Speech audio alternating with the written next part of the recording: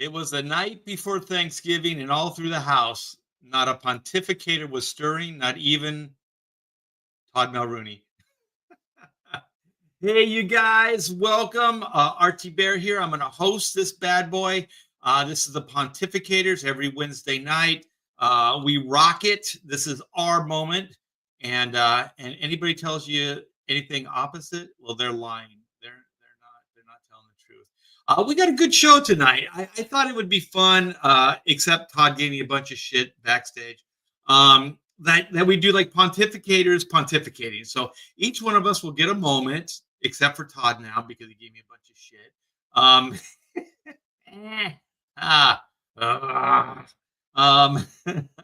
Anyway, yeah. So everybody get a moment, and then they can kind of pontificate on whatever the last week or so was kind of bugging them or got into their skin, good or bad. It doesn't matter. It could be something good that's happened, but it's always pop culture. We're always going to be talking pop culture, comic books primarily, and comic book related stuff. So, I don't know. I'm kind of thinking maybe I don't lead with this guy. He is becoming more trouble than Rob Hunter, and that's saying a lot. Let me think. Should I flip a coin? I don't have a coin. What the hell? Let's do it. Oh my goodness, you did come to me? Yeah. This isn't good because you're distracting me. Well, yeah. There's this swoop going on that reminds me of This Boy's Life and Robert De Niro. And then you got these Wolverine sideburns, but one side is like doing the Wolverine thing and one side isn't. So I'm really thrown off. Once again, nobody knows what you're talking about. You got a fluffy side over here and a tight side over here. They're not even the same size. Like one is like touching your jawbone, and then the other one's like, what's going on? We can't all be symmetrical like you, Todd. That's throwing me off. Todd is perfectly symmetrical, you guys. Like when he looks in the mirror, like everything lines up perfectly. You know what? Just a story about symmetrical, and I know you have kids and stuff like that. Well, I don't know if you experienced this. My daughter was born, okay, like they grow quick. What I didn't know is that they don't grow proportionally. They can grow, like parts of them could grow faster than other parts, right? So we went to put some sunglasses on our little infant, daughter, and holy shit, man, it was like this. Like one of her ears, like you couldn't really notice it, but when you put glasses on her, it was like, holy shit, she's not symmetrical. So we were all but did you check? Did it say made in China on the glasses? Because they might look perfect, but they could have been gag. They could have been gag glasses. No, yeah, like you bought you're telling the truth though, because I always have glasses that are somehow on an ankle.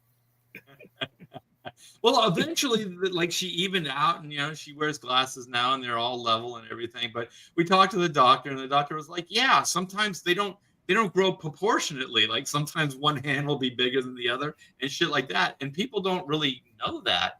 And we learned the hard way. But anyway, Todd, you're a beautiful specimen. You're perfectly symmetrical, and yeah, right here, it's all right here, baby. It's always been right here. And but this guy right here. He goes beyond symmetrical. He is like a category unto himself, Mr. Rob Hunter. How would you define your features? Are they symmetrical? Fourth dimension. Turn sideways. No, I can't. My neck doesn't turn that way. I was a comic book artist for 30 years. I can turn my whole body with the chair, but I can't turn. Like when I back up my car, I notice I got like so much, like I'm like, let me use the side mirrors. I only can turn my neck so far. Do you have one of those backup cameras? No. My car's a 2005 Saturn. The only backup camera is these eyes. I got a concussion once, right? And only one. I could not look out the window on this side and have things pass me. Yeah, because it would get me all disoriented. Yeah, I had some issues. I wrecked a Mustang GT, and I had issues for a little while of when you go to pull into a parking spot and someone's pulling out, it'd be like, Right? because it'd mess up, and the PTSD flashbacks and stuff, like it all would like kind of mess with you for Yeah, it took like a year. It took about a year. Yeah, isn't that funny? It took about a year. Well, we got to get the voice of reason in here, man. And I can't believe he's not the voice of reason. Are you crazy? Glenn Olinsky is the voice of reason. What are you drinking there, brother? He's already drinking. I'll match you. I've never had any troubles driving, friends. Everything's been just fine. Yeah. I had a Geo Prism for 20 years, and it always knew the way home. You know, as long as you have a friend that knows where you live, it's good. I remember I passed out on my own car hood, and he got behind the wheel of my car and drove me home. That's a good friend, right? Same thing happened to me, except nobody was driving the Geo. Oh, but get this, I was still on the hood. Like he never. Me too. He just drove me home. I was on the hood. Gesundheit. Gesundheit, yeah. I just slept in the backseat of my car and just kept puking. It comes out loose though. So you did a Bon Scott? I don't know what that is. Where you just kind of like choke on your own vomit? Oh, no, I didn't choke at all. I just passed out in the back seat, and just whenever I had to puke, I just puked onto the floor. Blacking outs for pussies. Yeah. That's what cocaine's for. Oh, that's image money. That's image and that's money art. We don't know what that Studios. is. Yeah. Extreme Studios, San Diego. Everything's fucking awesome, man. Sales keep going up. Up. Actually, it's not too far from the truth. I actually had some friends, and so we brought we had so much pot, like it was a big bag. I mean, it was literally like this, right? And so then my friend he makes this call, and so some guy drove from L.A. to San Diego and brought us a couple lines. While you guys are rocking it, I'm at the local grocery store with the change in a jar, trying to pour it in. What were those places called, like coin ops, or what were those things? Yeah. You know what's sad? If you invested like $1,000 when before that company went public, we wouldn't be here right now. We wouldn't even be bothered with comic books anymore. That company exploded. At least the one that I see in all the grocery stores. Hey, Rob, were you at Marvel when they were selling stock when they went public? Oh, that's right. They never tried to sell it to me, but I just remember when I remember there was the time frame when Marvel was gonna take control of their own destiny, and they were gonna buy up, like they bought up the distributors. They bought up that small distributor out of New Jersey. I actually had friends who worked there because lots of people from Kubrick School, when they couldn't break into comics, they would just work there instead. And they were just like, there's no way we can handle Marvel stuff. So even if I had the chance or the opportunity, I would have never bought it because I was never impressed with Marvel when they have to handle their own like shit. Like you would have been better off having a piece of Toy Biz because they bought Marvel and then just sucked it dry and never paid them for any of those royalties. That's where I was going with it. It's when you first bought, it went up, right? Yeah. So it was like, oh, this is a good investment. But then like it didn't take Marvel long to then file for bankruptcy. You know what I mean? And then they're selling all their shit. But then they built back up with the movie. So I wonder if you would have held on to the stock. Oh, no. Actually, I can tell you this for the truth, because I worked for a guy for like 6 months to a year who actually he was a trader, and he ended up being a rich guy.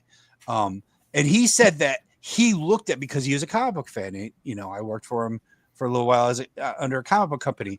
And he said that all his experience in the stock market, he still has no idea how Marvel issued stock, went bankrupt, then issued brand new stock, and everybody who had the old stock, it was too bad for you. That stock is worthless. And then the brand new stock, until Disney bought them. So bankruptcy could maybe cancel because it can cancel. It did. It can cancel debt. So maybe stock would work as debt. Oh, it was my dead. God. Yeah. So anybody who had that stock I think it just went to nothing. It just was Oh my worthless. God. Yeah. Yeah. Yep. Yeah, and he said he never figured out how they did that. He said there must have been some real crooked shit.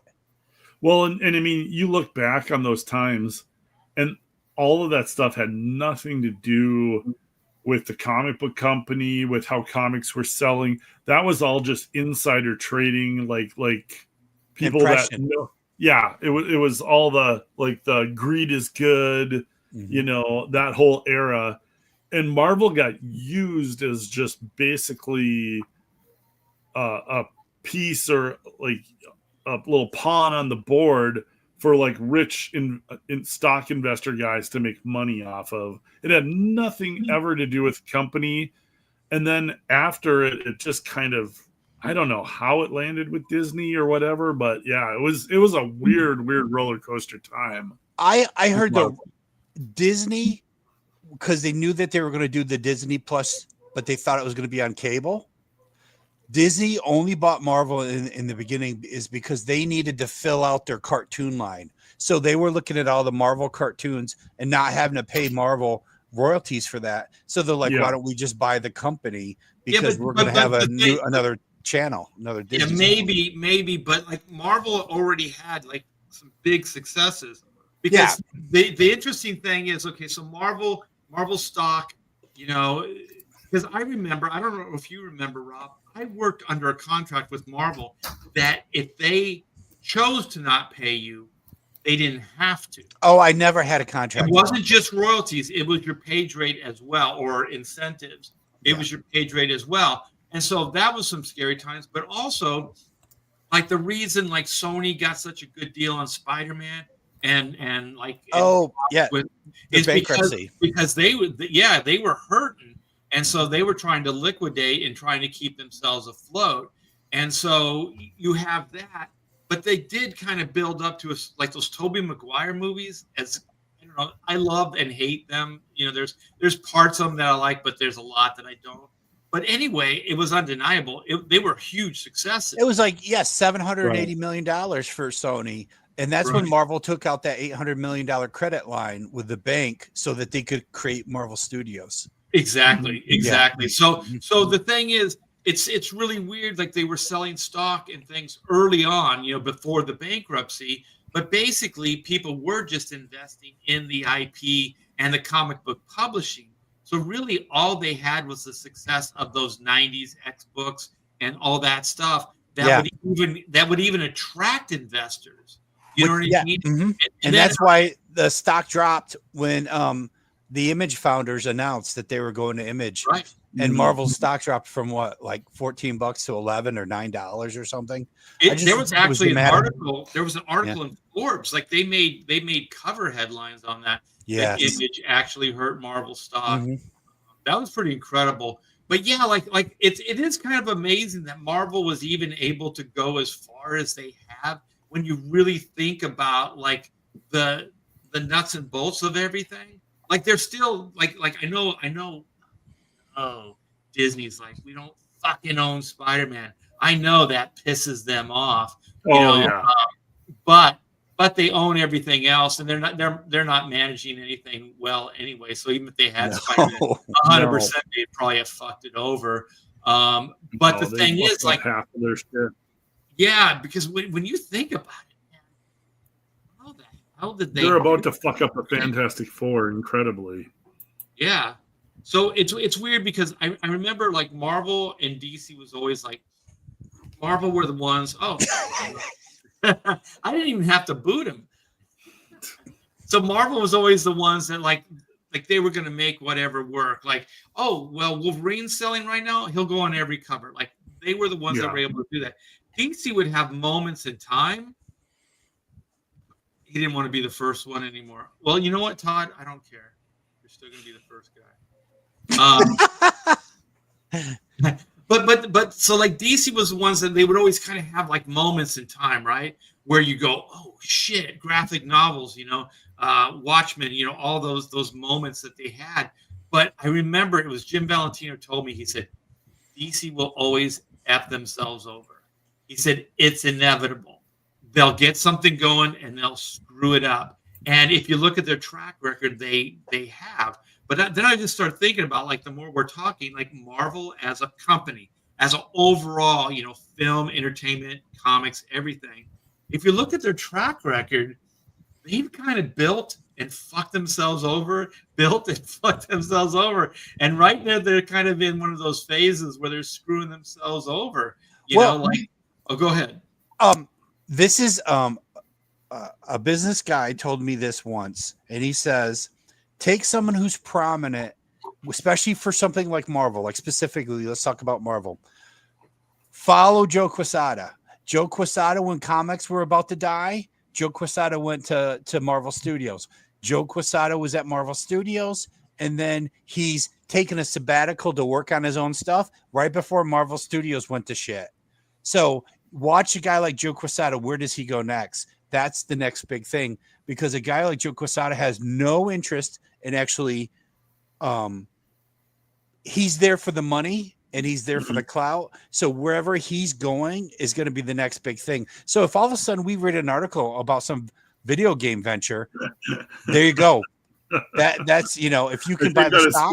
I think that is absolutely the correct pronunciation. Quesadilla, Joe Quesadilla. It's the right spelling too. I like he spelled it phonetically. It's perfect. I think there's at least one W in his name. Quesada.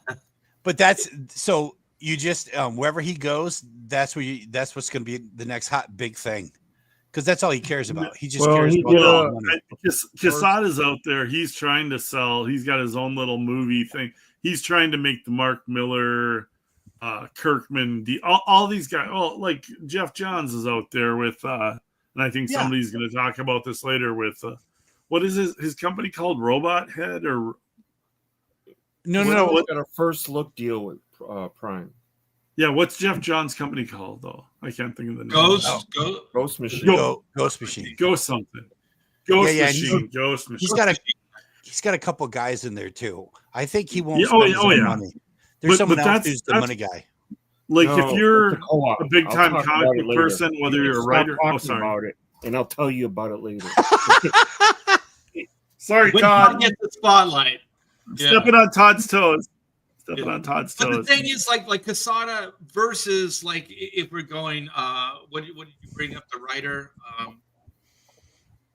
Palmiotti. Palmiotti's always making deals. No, the Ghost Machine guy. Oh, Jeff Johns. Jeff Johns. Oh, thank yeah, you. Thomas C. Johns. Like, stop. If you look at Quesada and you look at Jeff Johns, like, Quesada is not a Jeff Johns. Like, Quesada, if you looked at his career, he has the smallest resume as far as just creating. Most artists, like he got himself into position just by jockeying himself in position. Yeah, and doing like a small handful of things.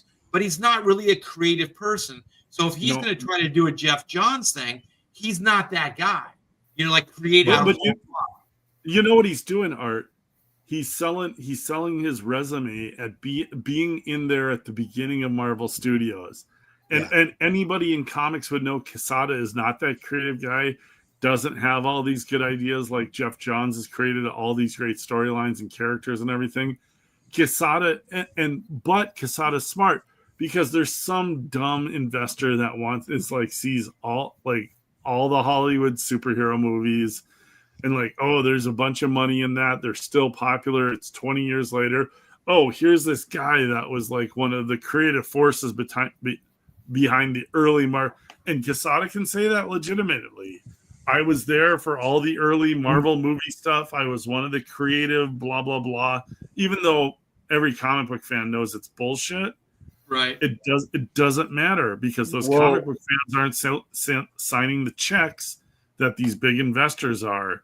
And if Quesada can fool one of those dipshits signing those checks, he's on easy street. And that's here's what he did, so that he filmed a short movie, and it won everywhere like it went to the Toronto Film Festival and all these places kept Quesada winning did? awards. Yeah. Oh, okay. That- I had no idea about that. Yeah, and his daughter's the star in it, but it did win a bunch of awards everywhere it went. Okay. Well, he's a I mean, him and Palmiotti took Marvel Knights, and then he took that to editor in chief because Palmiotti was getting out of New York City. What he did with that is hire all the UK writers. Well, also, I think what that did is it exposed like who was the creative guy and who wasn't. Like Jimmy went off to create a bunch of shit, and Joe really didn't. So he became like the organizer. Joe's a corporate climber, and he understands how the business behind the scenes works. And he's always making sure he's got his own ass covered. But he was not the creative. The first original DEI hire. Yeah, let me give Stealth this moment. Thank you so much, Stealth X5, for the super chat. He just wants to say hello, man. So hello to all you guys. Thank you so much. What up, Stealth? Well, and Quesada was as soon as they made him editor in chief, the first thing he did is he fired anybody who had conflicted with him, editors. So he's totally he's a he's the corporate, the epitome of a corporation where the first thing you do when you get in is you consolidate your power and you get rid of anybody who's going to be a problem. Yep, exactly. That's exactly what he did at Marvel. Is he fired anybody who he had a conflict with all the scandals that have gone on in comics. Have you ever heard about one of them ever going to court? Eddie Berganza, no, Sandman guy, what's his name? The Cameron Stewart. None of these things have ever been. I got some. It's all public opinion and internet scandal, right? But I do have some dirt. And DC had to cut a check, though, right? Right, Art? Well, the Eddie Berganza thing. It was actually Joe Quesada. It was Joe, Jimmy, and Joe Rubenstein had a studio, right? No, really. I like Joe Rubenstein, and I don't want to. I'm going to say these things, and this is just what I heard, what happened, and things like that. So I'm not condemning anybody or anything, but Rubenstein was up on charges of like some kind of child inappropriate whatever, right? And so it was either Joe, I think it was Quesada that called me and said, we're trying to get money up for Joe's court costs. And so then he explained it to me, and then I think I was talking to Panosian or somebody else later, and they said, yeah, this is Rubenstein has been up on these type of charges before, and I don't know if you want to go into this, Art. Yeah, but he said he beat him. And anyway, I just thought it still doesn't sound good. It doesn't sound like, but anyway, it was just like where I'm going with this is that they were like this tight little community, and they did have bigger plans. And so, eventually I think they cut Joe loose, Rubenstein loose, but these things do happen. And I don't want to say anymore. Because you're probably right, Clint. But yeah, I mean, there's some weird shit that goes on, and manslaughter charges, they never stick. Yeah. But I'm not wrong that none of these guys have ever really gotten in any kind of real trouble. I don't know which of them are. Most of all this stuff is internet people gossiping and then like shaming somebody. And but there are it's the whole cancel culture part of it that before that, remember that Greg Brooks or whatever his name was? There was the guy, the writer. He killed somebody with a hammer, right? And then there was this what was that Eaker's name? Gerard Way. He was up for like some kind of child molestation because he was bringing some little black kid over to Marvel and like. What, the writer? The writer? No, he was an Eager. Wait. We have different topics that are going to be better to talk about. People love the juice. The people love the juice. This is not the juice you should be talking about on your channel, Art. I almost remember. I'm trying to do you some favors right now. Yeah, I blame Todd. Yeah, Todd, why'd you do this to us? Todd's always like, I could talk about Jim Lee. oh wait, is my Yeah. microphone? We have lots of other juicy topics to dive into tonight. Well, you want to get into one of those? We can start with Todd. Todd, are you ready? Are you warmed up? Are you warmed up? I'm good. He fell asleep already. Okay. Here you So, go. Ghost Machine is a cooperative. It's a media company. That's how they formed it, as a media company first. The books are published through Image. That can change. They can move or whatever. But you own what you bring. Nobody owns the company, but you own the titles you bring. Mm-hmm. And you pay your colorist, inker, whatever, and whatever's left is what you get. It's So like I don't even- know.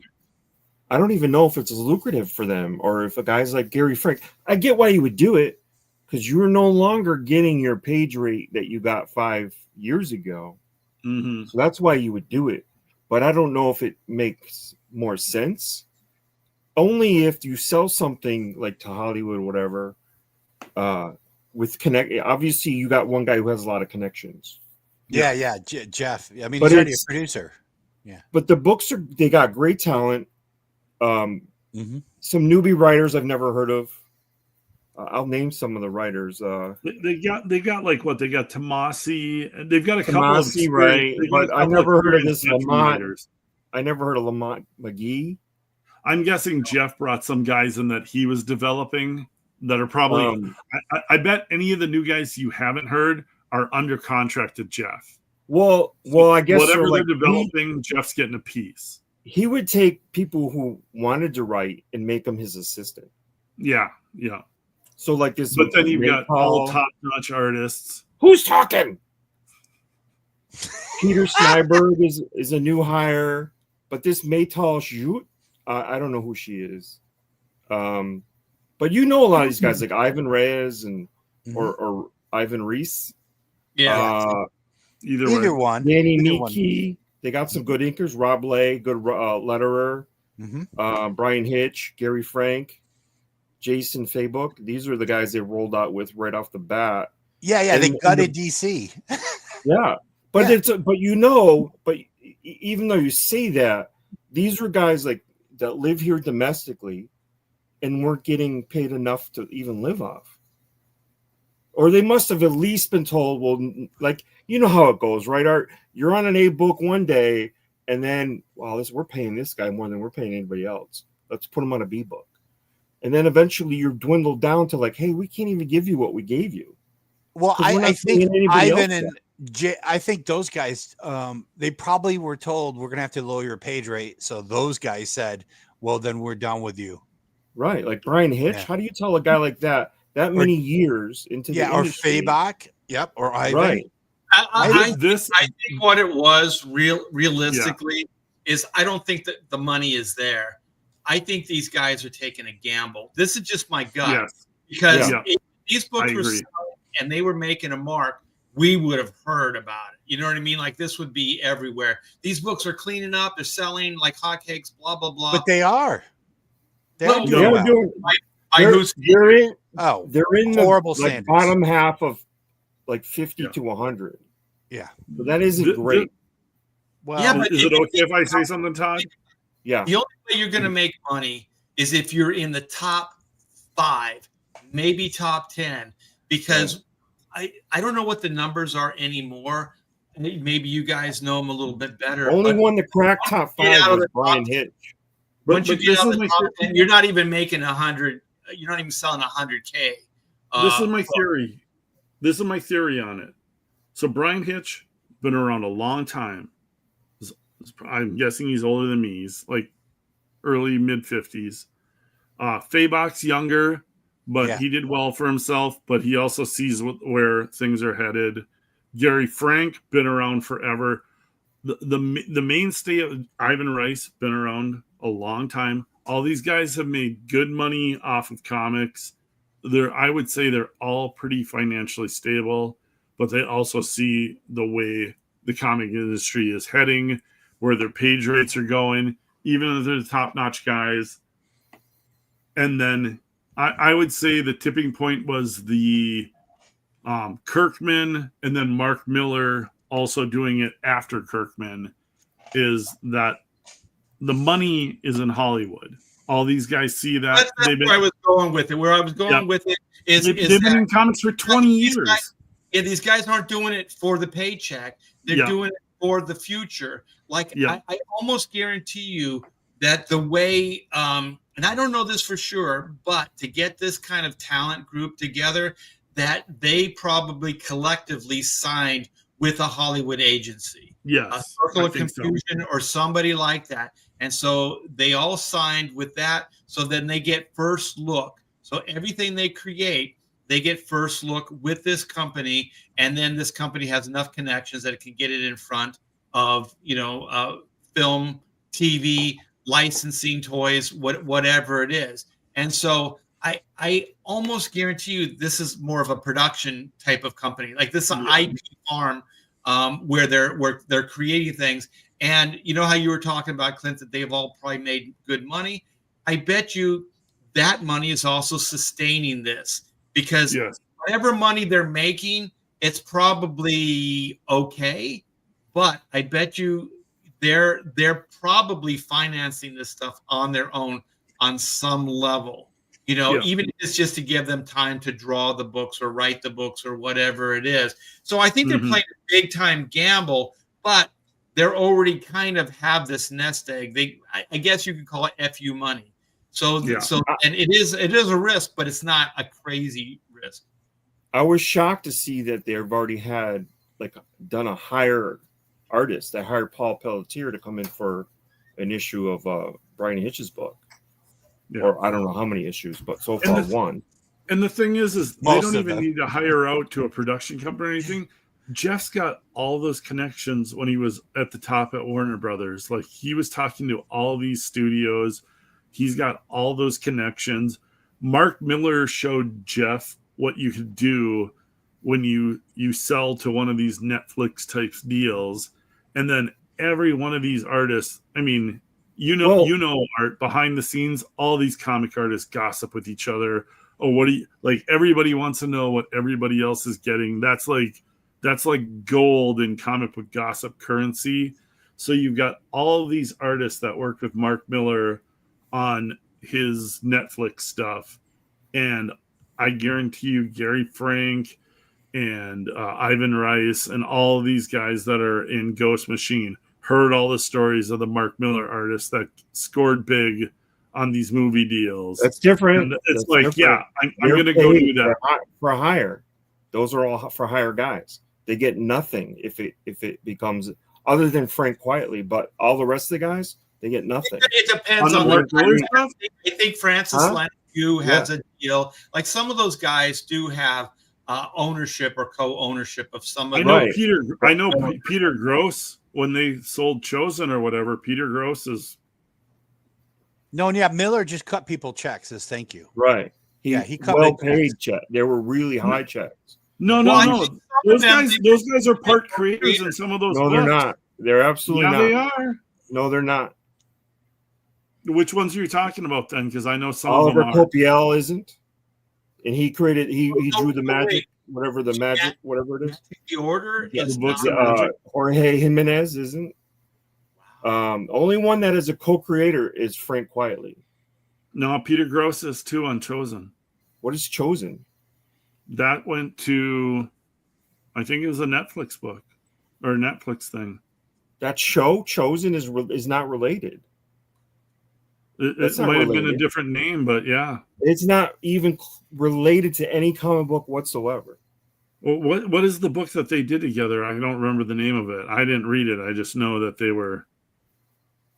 Yeah, and Steve McNiven too as ownership on his stuff. Of which book? Which book did he do? Oh, Nemesis. Okay. That was way before. Nemesis came out before. Steve McNiven. It was published by Image. So wait. Let me clarify. Okay, so you're saying after the Netflix deal, there was no 50-50 or co-creator credits given? Because I know, like Francis Yu on like what was it, Supreme? He's hiring these artists. Actually, there's a woman that works for him that hires the artists. We got it. How do we Tells type her who this? he wants.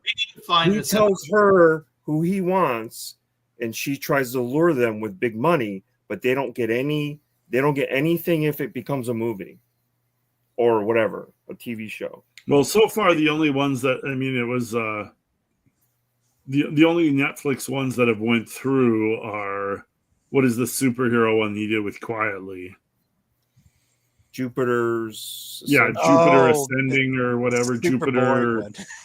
Jupiter's Children or whatever it was. Yeah, that family one. It had a cool. Oh yeah, and then Yu's work on Super Criminals. Somebody in the chat's got that.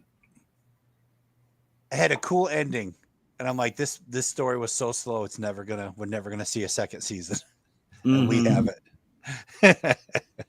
He has a message board, and it'll give you all the inside info on all this stuff. Oh, it's like really? not a message board, but it's like I don't know. You can. He's pretty engaging. And the girl who works for him will talk to people, and I know they take samples through this website. No, even I can show this. This is Mark Miller's Wikipedia, and I know sometimes these aren't complete truths, but Mark has written numerous co-owned series which have been published under Miller World label, including there has been Millerverse books that have been co-owned, it keeps but going. not the Netflix stuff. Let me finish. Okay, so there's Johnny Romita Jr. for Nemesis. There's Steve McNiven for Superior and Super. That's not Steve. It should be what is it, Fran? Oh, here it is. Superior and Super Crooks, which is Francis Lionel Yu, The Secret Service with Dave Gibbons, and The Jupiter Legacy with Frank Quietly. Some of these series have been adapted into live-action and animated series and feature films, such as Wanted, Kick-Ass, Kingsman, Secret Service, Jupiter's Legacy, and Super Crooks. In 2017, Miller World was purchased by Netflix with the aim for Miller to continue developing original properties that would later be adapted. So there are quite a bit of co-creator titles that they worked on together. So if you're talking about, Todd, after he signed the Netflix deal, yes, then maybe, but up to that point, there was definitely co-creatorship. Well, that's really all he did for a while was co-create books with other artists. Right. Okay, I have a question. You guys really think that those guys all are doing Ghost Machine without a page rate? Yeah, no, they're getting page rate. No, there's no page rate. Really? Yes. No, Paul Pelletier is not doing it out. Oh, okay, but he was hired to do one of the books Yeah. that either someone died. The only I would say the guys that have a piece of the action might be doing it without a page rate because they're taking that gamble on this is going to get optioned and turned into a movie. The guys that they're bringing in after to fill in for artists like a Paul Pelletier later on, he's working for a page rate. You know what I mean? Here's the thing, though. There's guys that Jeff in his Instagram or like, this guy's my brother. Without him, there wouldn't be Ghost Machine. It's guys that I've never heard of before who look like they're money guys. Mm. And I think, if you look at and I know Brian Hitch was selling his artwork ahead when he would do the Marvel stuff, where he literally would put up on his website the script and say, here are the pages, and you can pre-sell them. So I can't see a guy like Brian Hitch not doing something. Like, I don't think he's the kind of money guy who can do something without actually getting paid, because that dime deal and having to wait, that's like what? It's like 90 days after the book ships. Well, what they did with the very first issue, it was a crowdfunder. I don't know if you remember that, but I don't pay attention to any of that. So yeah, that was a crowdfunder. I think it's sweat equity, and they're getting paid on the back end. The people that have a stake in it. So whoever's created it, that's what they're working. So writer, penciler, whatever. Well, and so they get paid on the back end, because it would have to be a publishing studio or company for them to sign a check or write a check, which it doesn't sound like it is. No. But Image Comics is similar, and later on, Image was cutting checks to people and giving them page rates. But of course, they were against the back end. So if they gave you $50 a page, they made sure they got $50 a page off the back end before you got a dime out of it. So it really depends on how these things are structured. But it doesn't sound like this company has money, so I don't think, they would be getting paid a page rate. They would just take the gamble of whatever the book does and then selling on the back, getting money on the back end. But also all the time, these guys are probably taking meetings, in Hollywood. So they're getting a lot of smoke, up their tuchuses. And so they're probably feeling like there's a lot of hope here, for millions of dollars versus, the gamble of like a page rate. Like to them, it's like, who cares? Well, I see how much there's an unfortunate aspect to what they're doing. Every book that so far that's come out is sort of a big budget. If you were to see it as a movie, it's big budget, special effects and all that. Yeah. Although they're not superheroes with capes, but there's, like to do a time period piece like Red Coat, there's expensive. Well, I only think that there's money behind it because all those guys are doing all the cons, and you can't do all the cons unless there's money. Well, just to back up. Okay, so I signed with Circle of Confusion before they were huge. Now they're huge, right? I mean, You were the drummer? All this stuff. Oh yeah. But anyway, they're working with. They're the ones that are financing the Walking Dead. What's his name? Kirkman. Oh. What is his publishing company? That's Circle of Confusion. So there are production companies, Hollywood studio production companies that are into publishing. So there could be, if there is a deep pockets aspect to this, it could be whoever the Hollywood connection is. So they're throwing money into it because they're going to get a percentage. Either they'll get producer credits in these films, or they'll get something in the deal when it's negotiated. And most likely they'll be the ones that are going to be negotiating these deals anyway. Mm-hmm. So it makes sense from that standpoint. Sign me up. That's what we're doing. We could do that. Like if you wanted to make some phone calls, you get agencies, involved in things like that and start taking meetings. I did. But the thing is, it's really time consuming and it's soul sucking, man. Yeah. It is like crowdfunding, there's no guarantee of a payoff. There's no guarantee of a payoff, and you spend all that time, and that's the risk some of these guys are taking, because some of these guys probably are, percentage or like a little bit of page rate and a percentage of thing, or like Todd said, they're just getting the page rate or whatever. But there's risk involved with all of this stuff. It's just a lot of these guys have been in the business long enough where they probably made enough money where they're comfortable, they can get by, and why not risk it for the big payday? Yet one of your things made into a movie. Think about it from that standpoint right now. Okay, yep. This industry is in shambles. Like nobody's making like billion-dollar payoffs. There are some crowdfundings that are doing really, really good. You can make a living through crowdfunding. You're a living example of that, Clint. But the thing is, for these guys, what else Mount Everest is there to climb? Yeah. There's nothing. Like for me, I think this way all the time. I think what else? If I went back to Marvel and DC, what would I do? I would do the same. Do I want to draw Superman? Do I want to draw X-Men? Oh wait, I did both of those already. Okay, right. Art, we get it. You're a big deal. Okay. I'm just saying that for them, teasing. For them, there's no other platform to cover. There's nowhere else to go. So for them, it's a big paycheck. It makes a lot of sense. Like from a logical standpoint, they could go back and work for page rate for Marvel or DC and probably do okay. But by every example, that is dying.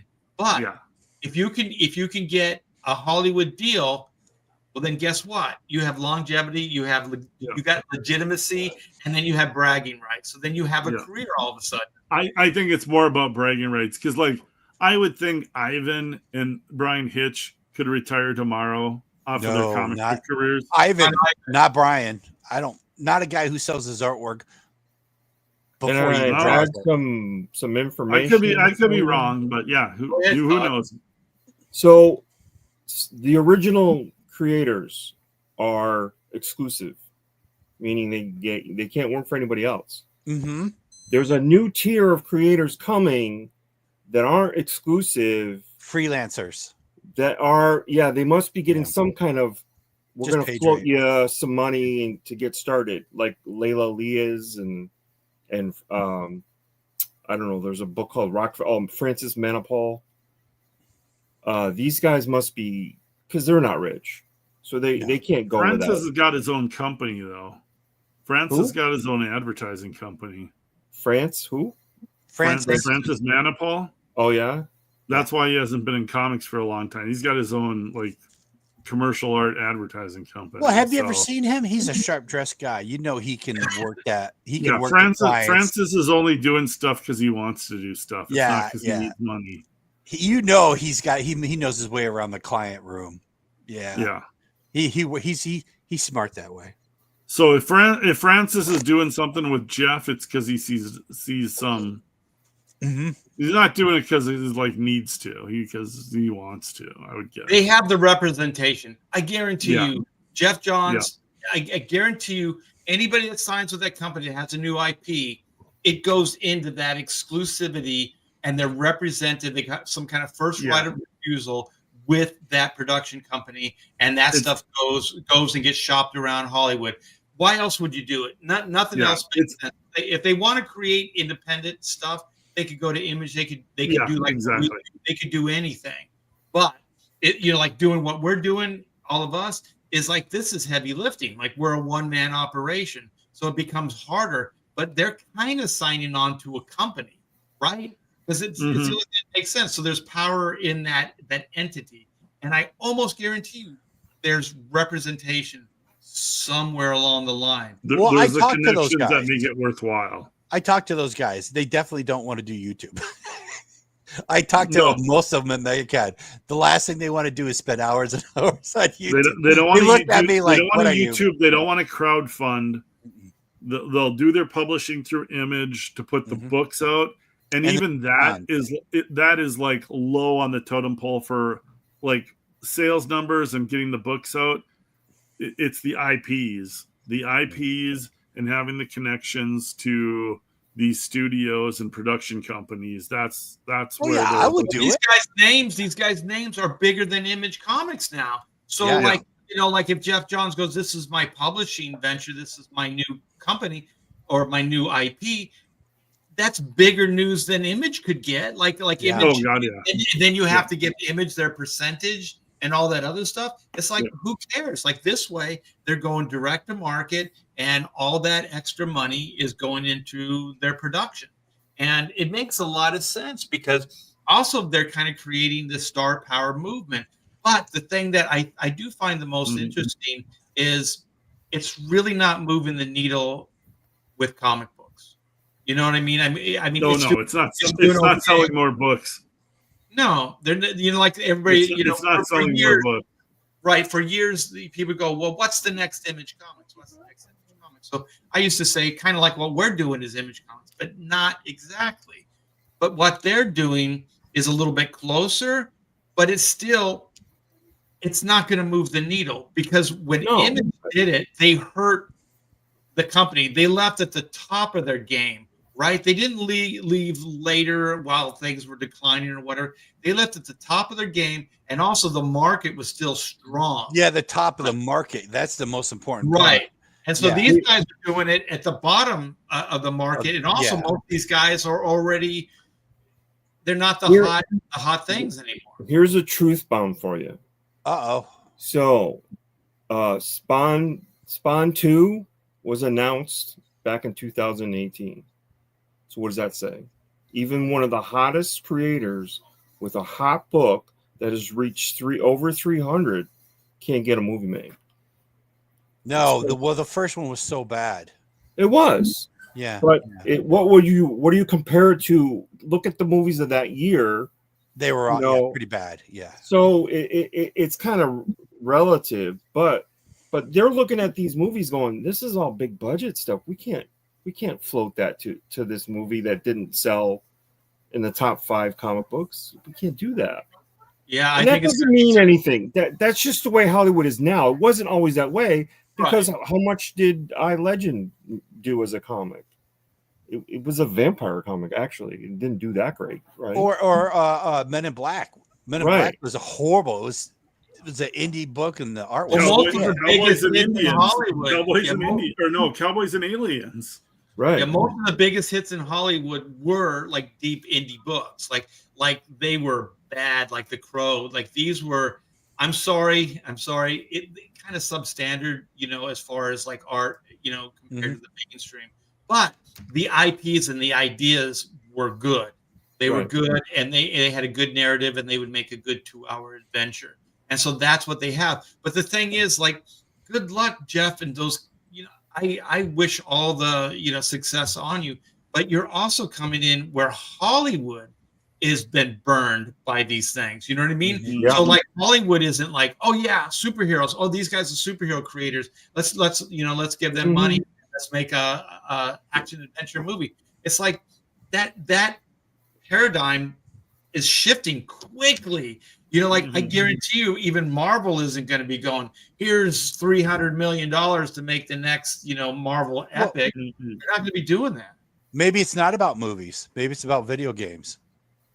Well, that makes more sense. But even still, like you could do the whole gambit, like animation, TV, streaming, movies. Like if you have representation, then you have the whole gambit. Like I can't see those guys just going, we got Hollywood representation. That's just the easy way of saying they have representation. But I'm sure that there's licensors and there's other people that are involved that can market and merchandise this in different places. But they need success. And the other thing is, like, Mark Miller did it. He started right when this thing hit, right? Like his timing, Wanted, it was right there at the. Wanted was a hit. Wanted was a legitimate hit, so that helped him out greatly. And then Kick-Ass was, and those things were low budget movies with people that Angelina Jolie, everybody knew, but everybody else in those movies, nobody really heard of before. Wanted was a high budget movie. What's that? Wanted was high budget. Kick-Ass wasn't high budget, but Wanted was super low budget. Yeah. But I bet like Wanted, the budget went into the actors and the director. Well, right, because you had a lot of Angelina Jolie, I would guess, got the most of that money. But as far as those movies were hits, they were legitimate hits for the time, and then that just launched Mark Miller, and he was early on it, and then he used that trajectory to kind of do the rest. Look at Mark Miller, and I know this for a fact because when I had representation, this is how it was explained to me. Think about it as a trailer, right? Your first 2 acts of the trailer, they look like things you've seen before. Like it's nostalgic. Oh, this meets this, right? But then the last part, there's a twist. And if you think about all of Mark Miller's or Mark Millar or whatever, all of his concepts are just like that. It's this meets this. Here's the twist. Yeah. You know what I mean? So everything has that familiar base to it. Like you can go, oh, it's like this. So you could sell it to an executive or you could sell it to somebody in a very easy way. But then there's that one little twist at the end, and then that's why it's original or that's why it's, completely unique.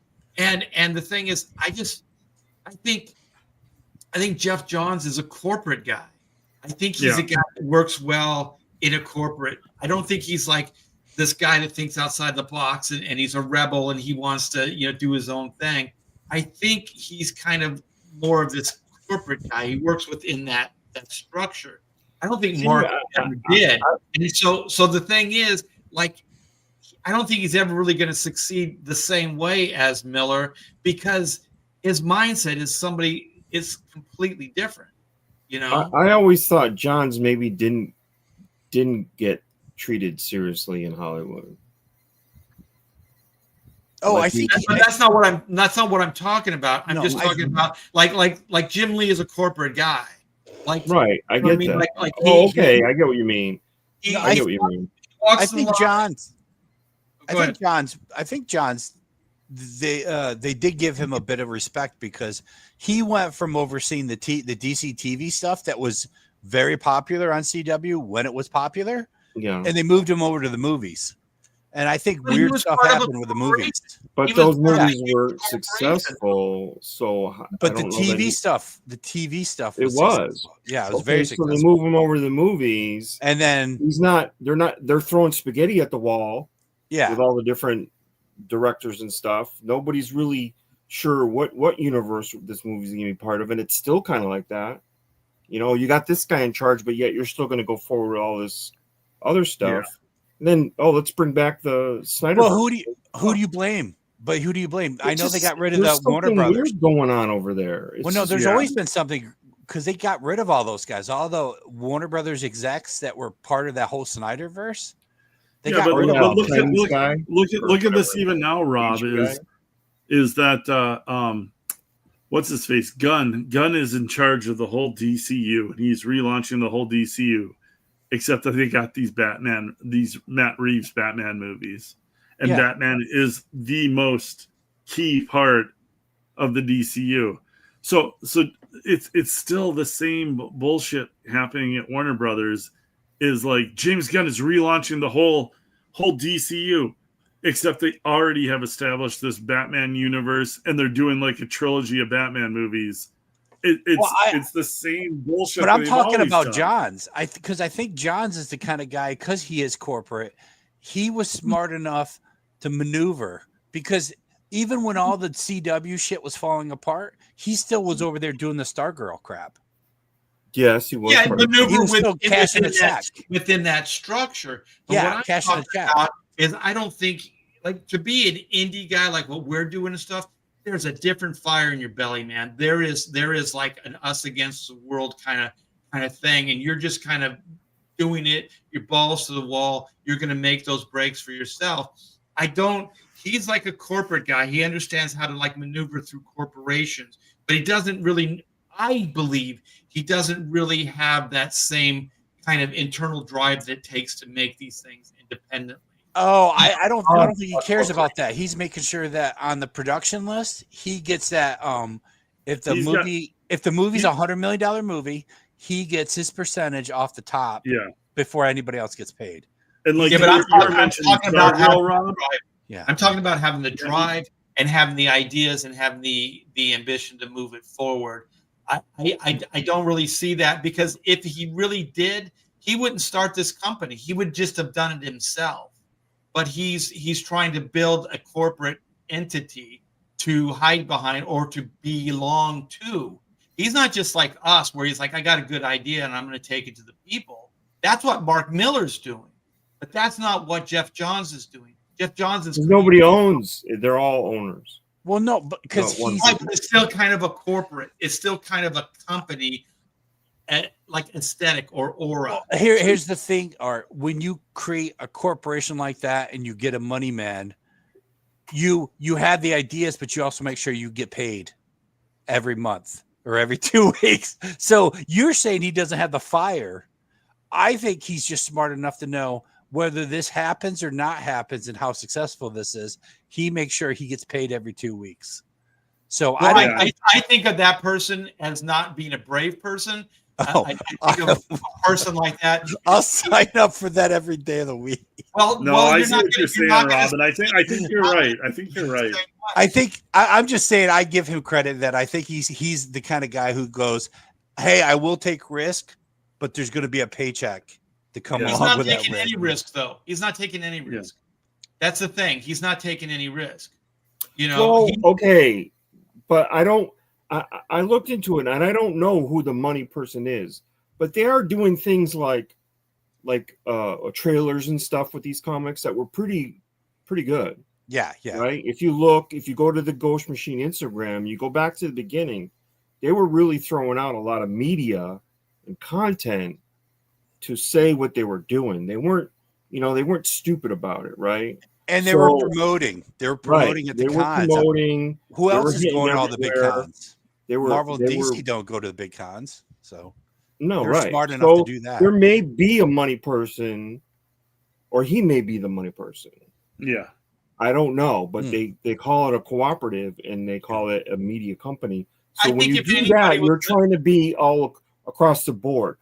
Like Right. you said, games, TV, An entertainment movies. company. It's just an entertainment company. But Right. I don't think individuals, if there is money, the individuals are putting it into their own IPs. But if there is money, it's probably coming from an agency, somebody who is representing them. Like a production company. Yeah, a production Yeah. company of sorts. And I don't think that has anything to do with Jeff Johns. But what you guys are missing is that Jeff Johns, what I'm trying to say is he's still hiding behind a corporation. It's not Jeff Johns like Mark Miller creating a comic book, funding a comic book, putting it out there. It's like he's creating a company. He's creating a company that there's a bunch of other people. There's this co-op. There's this production company that may or may not be paying for trailers and other things and all that stuff. And I'm not saying one is better than the other. I'm just saying that I think that Jeff Johns is a different type of creator. I think he plays it safe.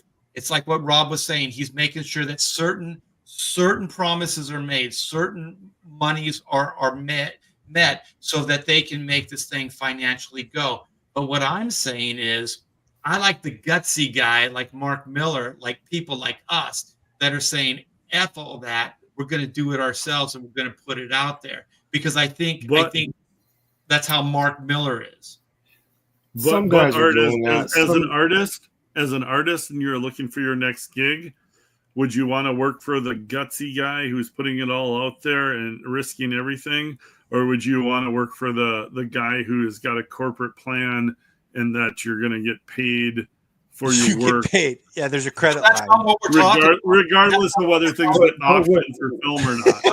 Hold on. What he's talking about, though, what Art's talking about is these guys like Art and other guys, they're selling themselves. And if they happen to be working on She or this character, that character, it's really about they're selling them. Yeah. They're not trying to create this bigger thing and hide behind this bigger umbrella or Crusade Comics or Hack Shack Studios. He's selling art and what Art's doing at the moment. Right. And I think that's more ballsy, and I have more respect for people like that. But also, unless you wear a kilt. Right. Like you said, but Clint was talking about like a paycheck, all this other stuff. But that's not what's happening. They're not a publishing company. Like if they were a publishing company and they were doing that, then I go, yeah, you want, if you're going to work for somebody like that for a page rate, that's what you want. But that's like a cross-gen or something like that. But that's not what this is. These are still individuals. It's kind of like Image Comics, so they have their IP. And if they want more books, they can hire people to do their IP, kind of like we can do the same thing. But that's not necessarily what's happening. I don't think that's what's happening because, if you're a new guy and you're just starting out and you need to pay the rent and mortgage and stuff like that, then I don't think this is the company for you, because this is a company that's formed by people that are established, that have a name, and that have nowhere else to go. And I don't mean like they don't have options. They could go back to DC or Marvel. They could probably go, I want to draw X-Men or whatever, and they could probably do that. But I just mean as far as like plateaus, as far as like major next stage of our career thing. Marvel, DC, they can't provide that. They've done all that. They've gone as far as they can go there. But this gives them opportunity to go beyond that. Like I look at where I'm at right now, I'm going beyond the 40 years at Marvel and DC, right? This is something that I will way past 40 years. All right, 41 years. Okay. So Art, I think you guys understand what I'm trying to say. Yeah, absolutely. Yeah, but here's the question. You're really the only one here that could answer this because you've been in the industry, and these guys, Mark Miller and Jeff Johns, these guys are both probably talking to certain artists out there that have longevity and a fan base and have established themselves. Which one would you be interested in? If both of those guys were talking to you, if Jeff was talking to you, if Mark was talking to you, like which do you think would be the better deal from an artist perspective? I'd rather work for Mark. I've talked to both of those guys. I don't have anything against Jeff, but Jeff always has a proven track record. Right, but Jeff seems like a very safe guy. Like he's not necessarily going to tell you exactly how he feels about things. And I just want to clarify. I don't have anything against either one of these guys. But no. And then that's Mark is willing to take fucking risk, and also Mark is willing to say shit. You know what I mean? Like he'll stir the pot. Like he'll say things and go, "This is the way it is. This is the way." But I don't see John's doing that. I see John as towing the line, whatever it is. And I always think like playing it safe doesn't offer the same rewards as shit we're doing, right? Like what we're doing. Right. They're not remarking on the industry at all. Yeah.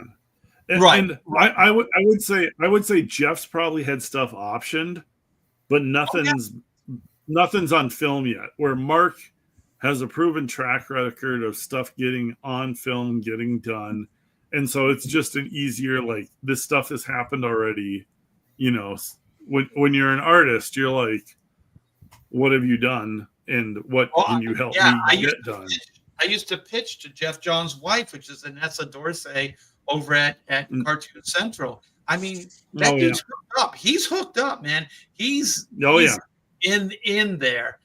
He can get things done, but he's got to meet the right people, do the right thing. I always thought that Jeff was just a guy that didn't really have like a personal point of view. Like I like guys that have points of view, like guys that like when you talk to them or something, you get a sense of who they are. Like I really always get the sense that Jeff is he's a company guy. Like he's always he's gonna walk that line, you know. He's gonna figure out which way the wind is blowing and make sure his sail is catching the wind. Well, here's another way to look at it.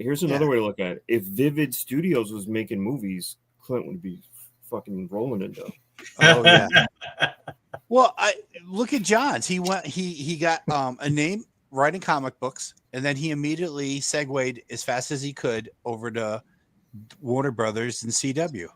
So, you know, he maneuvered as fast as he could to get into that producer credit. And he went from writing Justice Society and the Avengers to becoming the head of DC Studios, and then becoming the head of DC and Warner Brothers movies and TV. And it's like those are like really big jumps from writing comics to being the head of the movie studio and the TV studio. So the guy knows what he's doing in the corporate world. Well, my old assistant editor, when I first broke in, when I was working on Rand Thanagar and stuff, my assistant editor, Adam became Jeff's assistant at the CW, and that guy, and now he's a VP. That guy, well, he's not anymore, but he jumped on Jeff's coattails and go look at all those DC movies and what's his name, Adam Copeland? No. I could never pronounce his name. He got a lot of credit in that Green Lantern movie, so he was mainly. Yeah, he's got executive producer credits and a lot of the.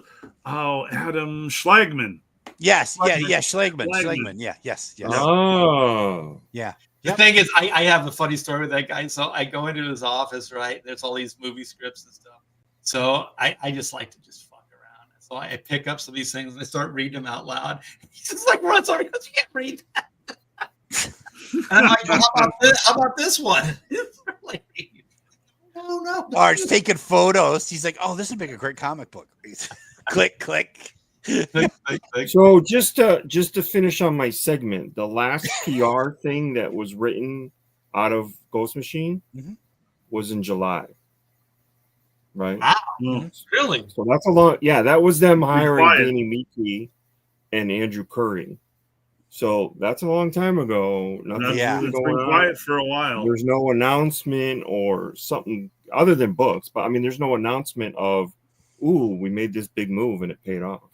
Well, Mhm. and maybe it's just because they've been so busy with cons. Because I see all those guys at like every big con. This whole summer they did that. Which guys are showing up at the cons? Dude, it looks like all of them are All showing the up at artists con. or the writers Yeah. too? I don't know who the writers are, so I I can't. know say. The main writers are Thomasy and Johns and anyone else you probably wouldn't know. But I follow Jeff on Instagram and Fabok on Instagram, and a couple of the other artists. And it's lots of photos of look at our fancy dinner after New York City Con and everything else. Oh, sure. Yeah. And I'm like, I'm missing out on the nice dinners. Well, you know what? I mean, hook your horse up, and go back to the page rate grind. Well, dude, it's not like I left the page rate grind. I All of a sudden, I realized there was no more offers for a page rate grind. That's why I created Death Raider. well, see, that's the thing. It's not It's like there was this huge list of all these people calling me every day. I'm like, when they talk about the actors, they finally had to make their own movie because no one was giving them work.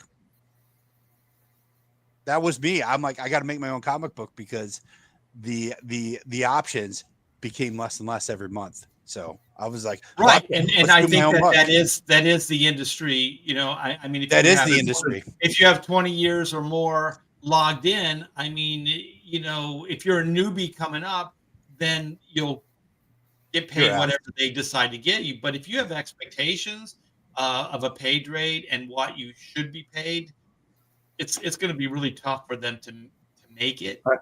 I got two things I want to say. One, we pulled off a whole hour with my shit.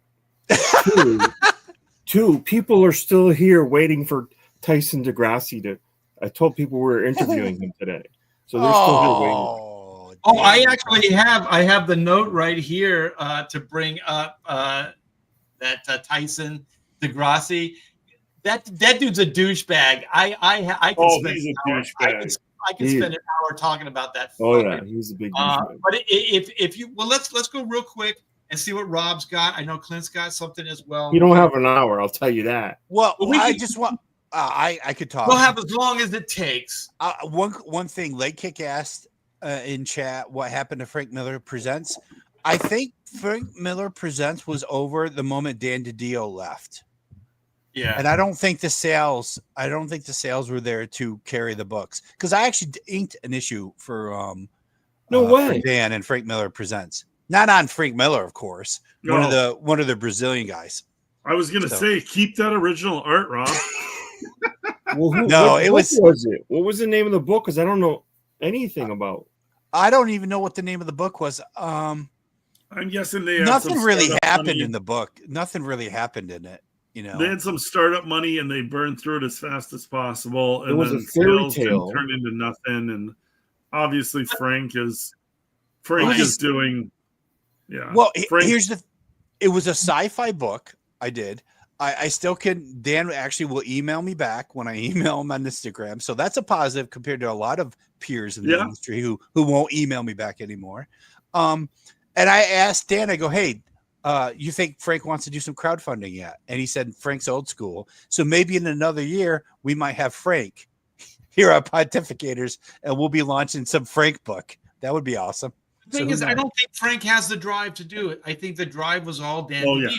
Of course. Yeah. So as soon as the drive is gone, then things just die. And that's the thing about anything. So Blue Bombshell only exists because of Clint Helinski. If Clint stopped doing it, then it dies. Well, it's that simple. Frank Miller Presents Death Raider. I don't care if Frank did nothing besides tell me, hey, this plot sucks. How about this plot? He still could have his name on it and still have 50%. Hey, Rob, you know what I do if it's that important to you? I say you do it anyway and screw it. Like, what is he going to do? You know, like cease and desist. If you get, well, who cares? It's a cease and desist. Here's the thing, Rob, is I could totally ape Frank style from the 80s and 90s when he was actually still good, and then you could ink it. No.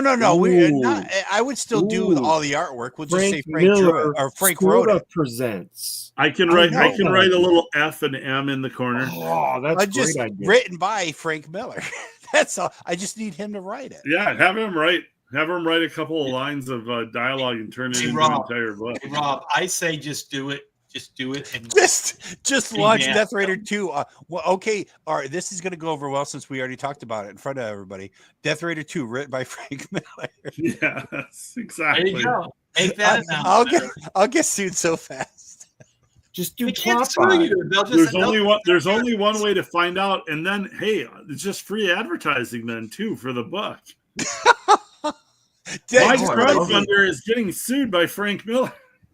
Dude, I do stuff like that as jokes all the time, but and then you start a GoFundMe on the side of your crowdfunder to defend yourself against Frank Miller who's suing you.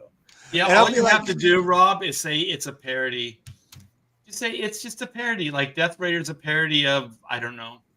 Sin City. But I'm literally selling it, trying to tell people Frank Miller wrote it. You can still sell a parody. But even that's a parody, because you're making that a joke too. Because everybody's in on the joke. Well, when the book finally comes out, Frank Miller would never work with you. It's Frank Miller, but it's FRNK MLLR. It's spelled differently. It's me writing. Throw an A. It's Frank Miller. He's Mark. He's Mark Miller and Frank Miller's illegitimate godson. Yeah. Okay, so Rob, what is this? Because I want to get to that Tyson. Okay, all right. So this is Jim Lee's Batman book. Is the anatomy good on this? Better than that other? Oh, who cares? It's Jim Lee. But this is what kind of bummed me out. But it's also this is off of Jim Lee's Facebook page, and this is the most information I could find on his book. It's only going to be 6 issues. He's only doing 6 issues. Yeah. So he's not even doing. I mean, what was Hush? Hush was at least 11 issues. I'm surprised. I'm shocked he's doing 6 issues. I'm shocked he's doing 6 issues. Well, I was talking to Andy Smith about this because remember when he launched Suicide Squad because the movie was coming out? Yeah. The second one. And what did he do? Like 2.5 issues or something? Had someone else doing artwork on it. So yeah, there you go. Everyone's saying legally changing my name to Frank Miller. So I could just do that. So Hush, there you go. Thank you, Randy. Hush was 12 issues. This is only going to be 6 issues. So that's kind of a bummer. I'm still going to buy it. First comic I buy in like 3 years. Yeah. So, well, it depends on how much it costs. If it comes out, Silvestri Batman stuff, it was decent. It was I still haven't looked at it yet. I looked at the first couple issues. Yeah. It was good. He put work into it. Now, if this is like a $6 comic book, I won't buy it. I'll just be like, I have Jim Lee's good stuff, because they're saying it might launch as a brand new book. And who knows, brand new book. I'm afraid. This is what I'm excited for because it's Jim Lee. This is what I'm afraid of because I know Marvel and DC have been doing this lately. This would be a brand new Batman book. The first 20 pages will be Jim Lee, and then there'll be 20 pages of some other asshole. Yeah, and they'll sell it. No, Brett says he will never follow Jim Lee like that. He doesn't like the comparisons, and it'll be some foreign artist, and they'll put like an $8 price tag on it. And I'm afraid that'll happen. I'm hoping it's just Jim, and it's like 20 pages for 6 issues. I think Jim will pull it off. I think like if there is going to be any problem, it'll be towards the end of the run. But I think at least the first like 3 or 4 books will definitely be him. From what I've heard, he's been drawing it most of this year already. Mm-hmm. Yeah. So I have a feeling that if he's not already has the first 6 issues completed before they publish issue 1, it'll be very close. Yeah. His Batman's incredible. I love this. Hey, if it wasn't for him and his deadline issues, I would have never been able to ink him on a page of Justice League. So I'm not complaining when the problems come up. Oh no, that's good. That's good. That's a good gig. Yeah. It was fun. 1 issue or 1 page. I mean, One issue. Oh, I can only Did you get- wish. Did you get the page, Rob? What it is, because he's Jim Lee. I got cut a check for. Oh, for you got the to cut a page. check. Okay. Yeah. So, No, I get it. I paid a vet bill. Because With what is the it money. usually? Is it inkers get 1 out of every 3 pages? Yes. Is that usually the going? Okay. But Jim knows because But he's with Jim. Jim, the pages are Yeah. so big that you just Yeah, Yeah. he realized he can't, because so many of his inkers would get burned. People would be like, "Yeah, I ink 2 pages, and I'm never going to see any artwork or whatever." So I actually thought it was very cool that Jim just had a policy. All the artwork goes to his art dealer, and then, hey, you worked on 1 page, so you'll get a check for 1/3 of the page. And I actually asked for that, and the dealer said, "Oh, well, yeah, the page sold, but I cut him a check only once a quarter." And I told Jim that. And Jim, dude, 2 days later, Jim sent me a check. Oh, well, nice. Okay. So I was like, holy shit. So in my book, Yeah. Jim Lee's the man. No, that's cool. But this, I think this looks amazing. I wasn't so impressed when it was finally colored. I don't know why. Maybe it's just because I like the pencil so much. You know. Let me see. What else? There's other pages. Like, this is the only artwork I've actually seen for this series. Yeah, this so one far. I've seen too. It's a little weird looking because there's the little cutout pieces, but then they're still fully rendered as comic book characters. Well, it's Jim doing that ink wash, which he did do in Hush. Yeah. Yes. So that's Who's writing this? it's Jeff Loeb again. It's Okay. Loeb again. So Yeah. I mean, Loeb knows how to write towards an artist's strength, so that gives me some hope. Like what pissed me off so much about both of Jim's Superman runs. Oh, Jesus. Is neither one of those artists knew how to write towards Jim's strengths. No. It's like you've got a Superman thing. First of all, throw Superman in outer space for Jim. Yes. And then throw Jim a bunch of new characters for Superman to fight so Jim can create a bunch of cool fucking characters that Jim's created that. Or at least draw. We want to see Jim Lee draw all the other characters. Yeah, throw Supergirl in there. Throw someone throw Wonder Brainiac. Yeah, the writers had no clue what to write for Jim to make it a fun comic. It pissed me off so much. Well, and here's what's crazy. Todd's got a thing. Sorry, Todd. I just want to say, if Jim was so good, the writer shouldn't have to change anything. Jim just redraws. Todd. I just disagree redraws 100%. If I was Jim, that's what I would have done. I would have just said, "This fucking script sucks. I'm going to just draw what I want to draw."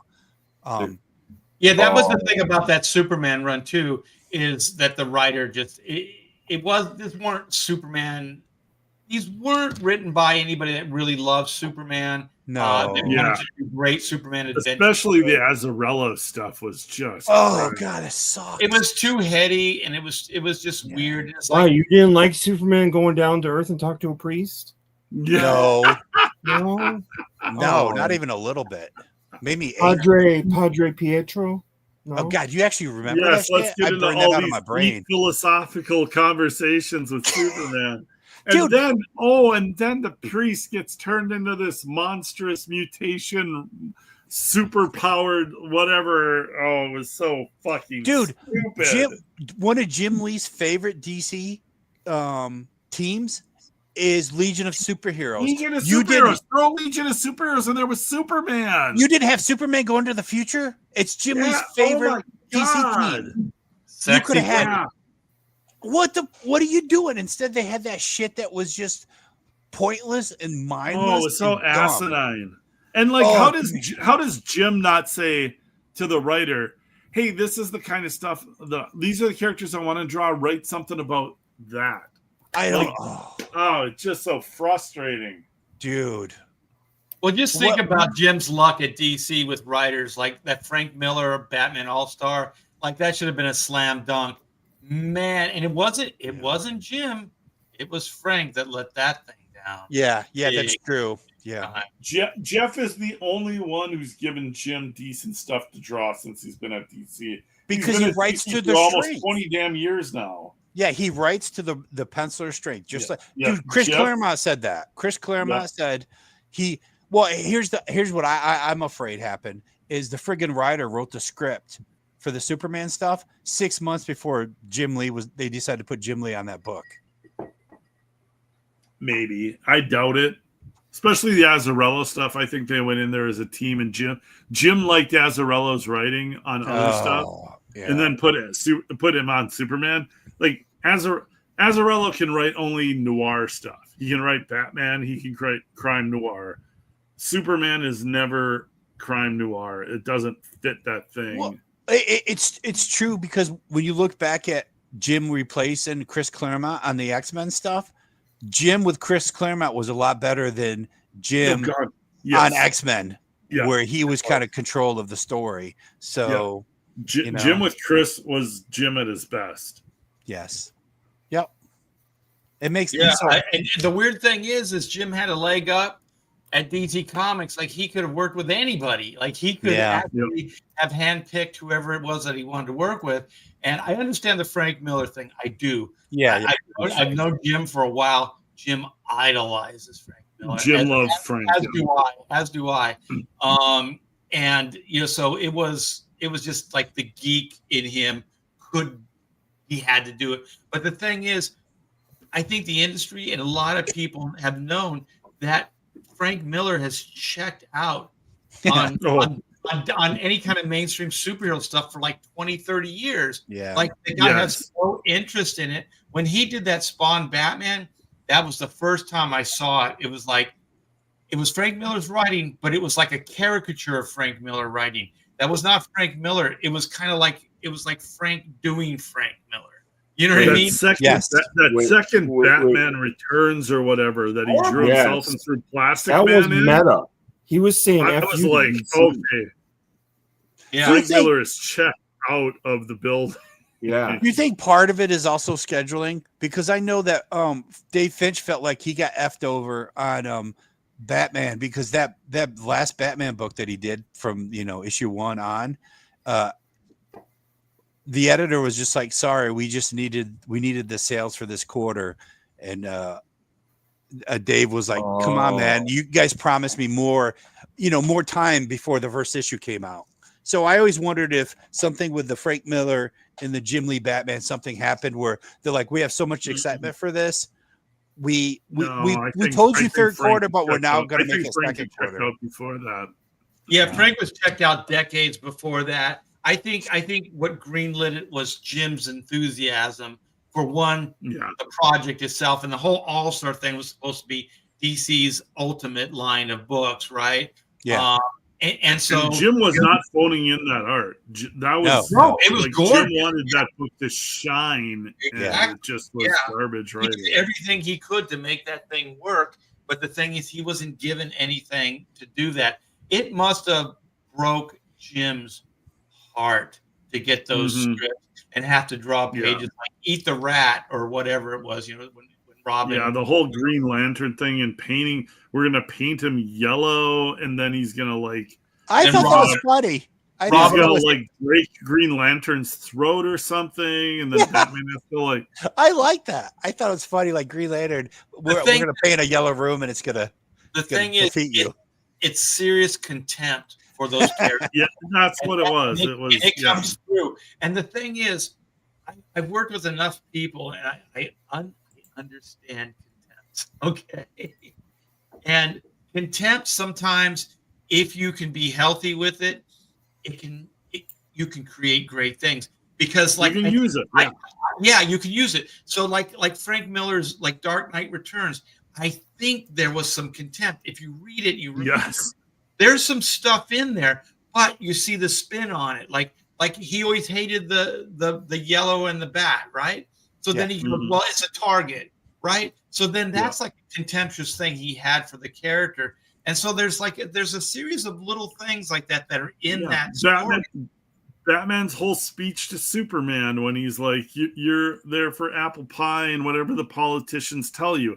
It's total contempt for Superman, who is, but it rang true the way he was writing the story. It didn't diminish Superman Whereas later on, that contempt seep through and it diminishes the characters you're writing about because it's so unfiltered at a certain point. Yeah. Because there's a way to sell it, and when you're young and you have that contempt, you know you have to sell it. But once people just buy whatever it is you write and they don't hold you any kind of standard, you do whatever you want. So his contempt and off the hook for decades. But like what you're saying with the Superman thing, there was one idea that sold it, and it was that Superman was running amok. Superman wasn't being true to himself. You know, that's the whole thing. You know, do you bleed? You know, he wanted to bring him to a human level so he could see what it's like to be human again, because he had lost touch. Superman had. So the contempt for Superman fuels the story, right? But then you save Superman at the end. You elevate Superman to what his true potential is and remind him of who he is. And that's what basically the story was. And that could work, because I worked with a writer. We did a lot of Hollywood stuff together. And he goes, this thing bugs me. This thing bugs me. And I go, okay, it bugs you. How do we fix it? You know, so it's always like, okay, how do you fix it? How do you make it work? You know, if it's bugging you and you think it's stupid, then how do we make it cool? How do we make it better? And I think if you can ask yourselves those questions as a creative person, then you can come up with great results. Yeah. You have a Dark Knight Returns on your hands, you know, that type of thing. But he hasn't been that guy in a long ass time. No. Yeah. No, when he got a taste of the movies and when he got to do the Spirit, when he made the Spirit, and it was just so, I mean, like that's. You watched it?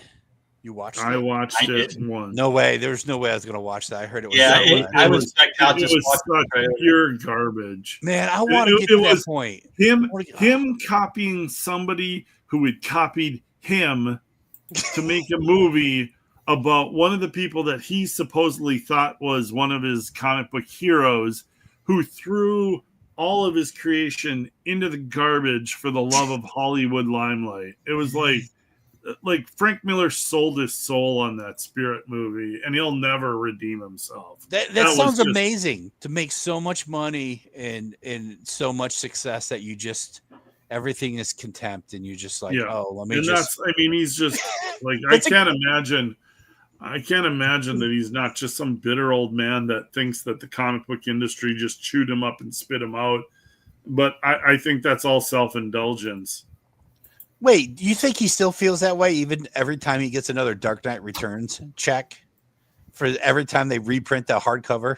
I bet you if you asked him about how his comic book career went, he probably wouldn't have a lot of good things to say about it.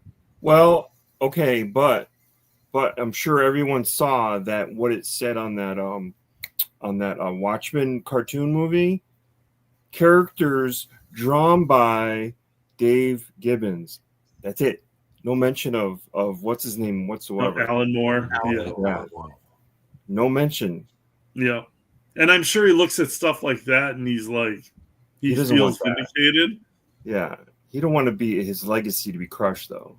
You know, that's some serious contempt in the kind of reverse way. Like Alan Moore is gonna make a stand, right? But who is he hurting? He's hurting himself.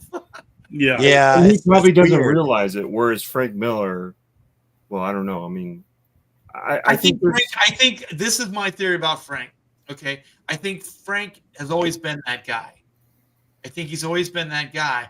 And then when he worked for Marvel and DC and he did those things, he realized he was working with other people's characters and he had to play nice. So he played nice. So he was willing to do those things. But as soon as he could remove himself from that, then it was almost like pure contempt. You know what I mean? Like he didn't have to reel it in anymore, and he didn't have to work within the confines of, you know, the editorial and the company and all that other stuff. So, and I do think like his great piece, his masterpiece is Sin City. Like Sin City, the early Sin City. Early Sin City. Oh my gosh, like it is inspired, you know, but it's all angry, it's all gritty, it's all those things. Yep. There's like very little redemption in the stuff, and he doesn't have to toe the line. you know, with a compass. But I think he lost it, and I think he lost his vision after that. Like, it's 80s Daredevil, Dark Knight Returns, early Sin City. That was pure magic. Like, that was his writing at its best, and I never really got into 300, so I don't know if that was still one of his good things or not. But the movie was great. After that, this book saved my life, by the way. See the bullet? Really? Oh yeah. Nice. It took a bullet for me. Yeah. Wow. You see that, right? Right there. No, over there. No, it's on the other side. Right there. Yeah, there you go. What bullet was it? Bullet. What bullet? Airsoft. But wow. I knew it was otherwise it'd be ripped up a little bit more if it was a real bullet. Yeah, but if you it was one of Rob's bullets. that airsoft left that kind of dent in a hardback book, it would have done some damage. It bruised you. Airsoft bruises. I heard it hurts. If it was one of the bullets in Rob's emergency closet, that book wouldn't have stopped. Well, let's get into Clint's here. I thought this was pretty good. Well, Rob's not making money off of this stuff, which is unfortunate, as I imagine a lot of the old creators are looking at some of their stuff selling. But he makes so much off the Deadpool, though, right, Clint? Oh, I don't think the movie. I'm not shedding any tears for Rob. I'm just being sarcastic. Yeah. But this has been up on what is it? Heritage, the first appearance of Deadpool.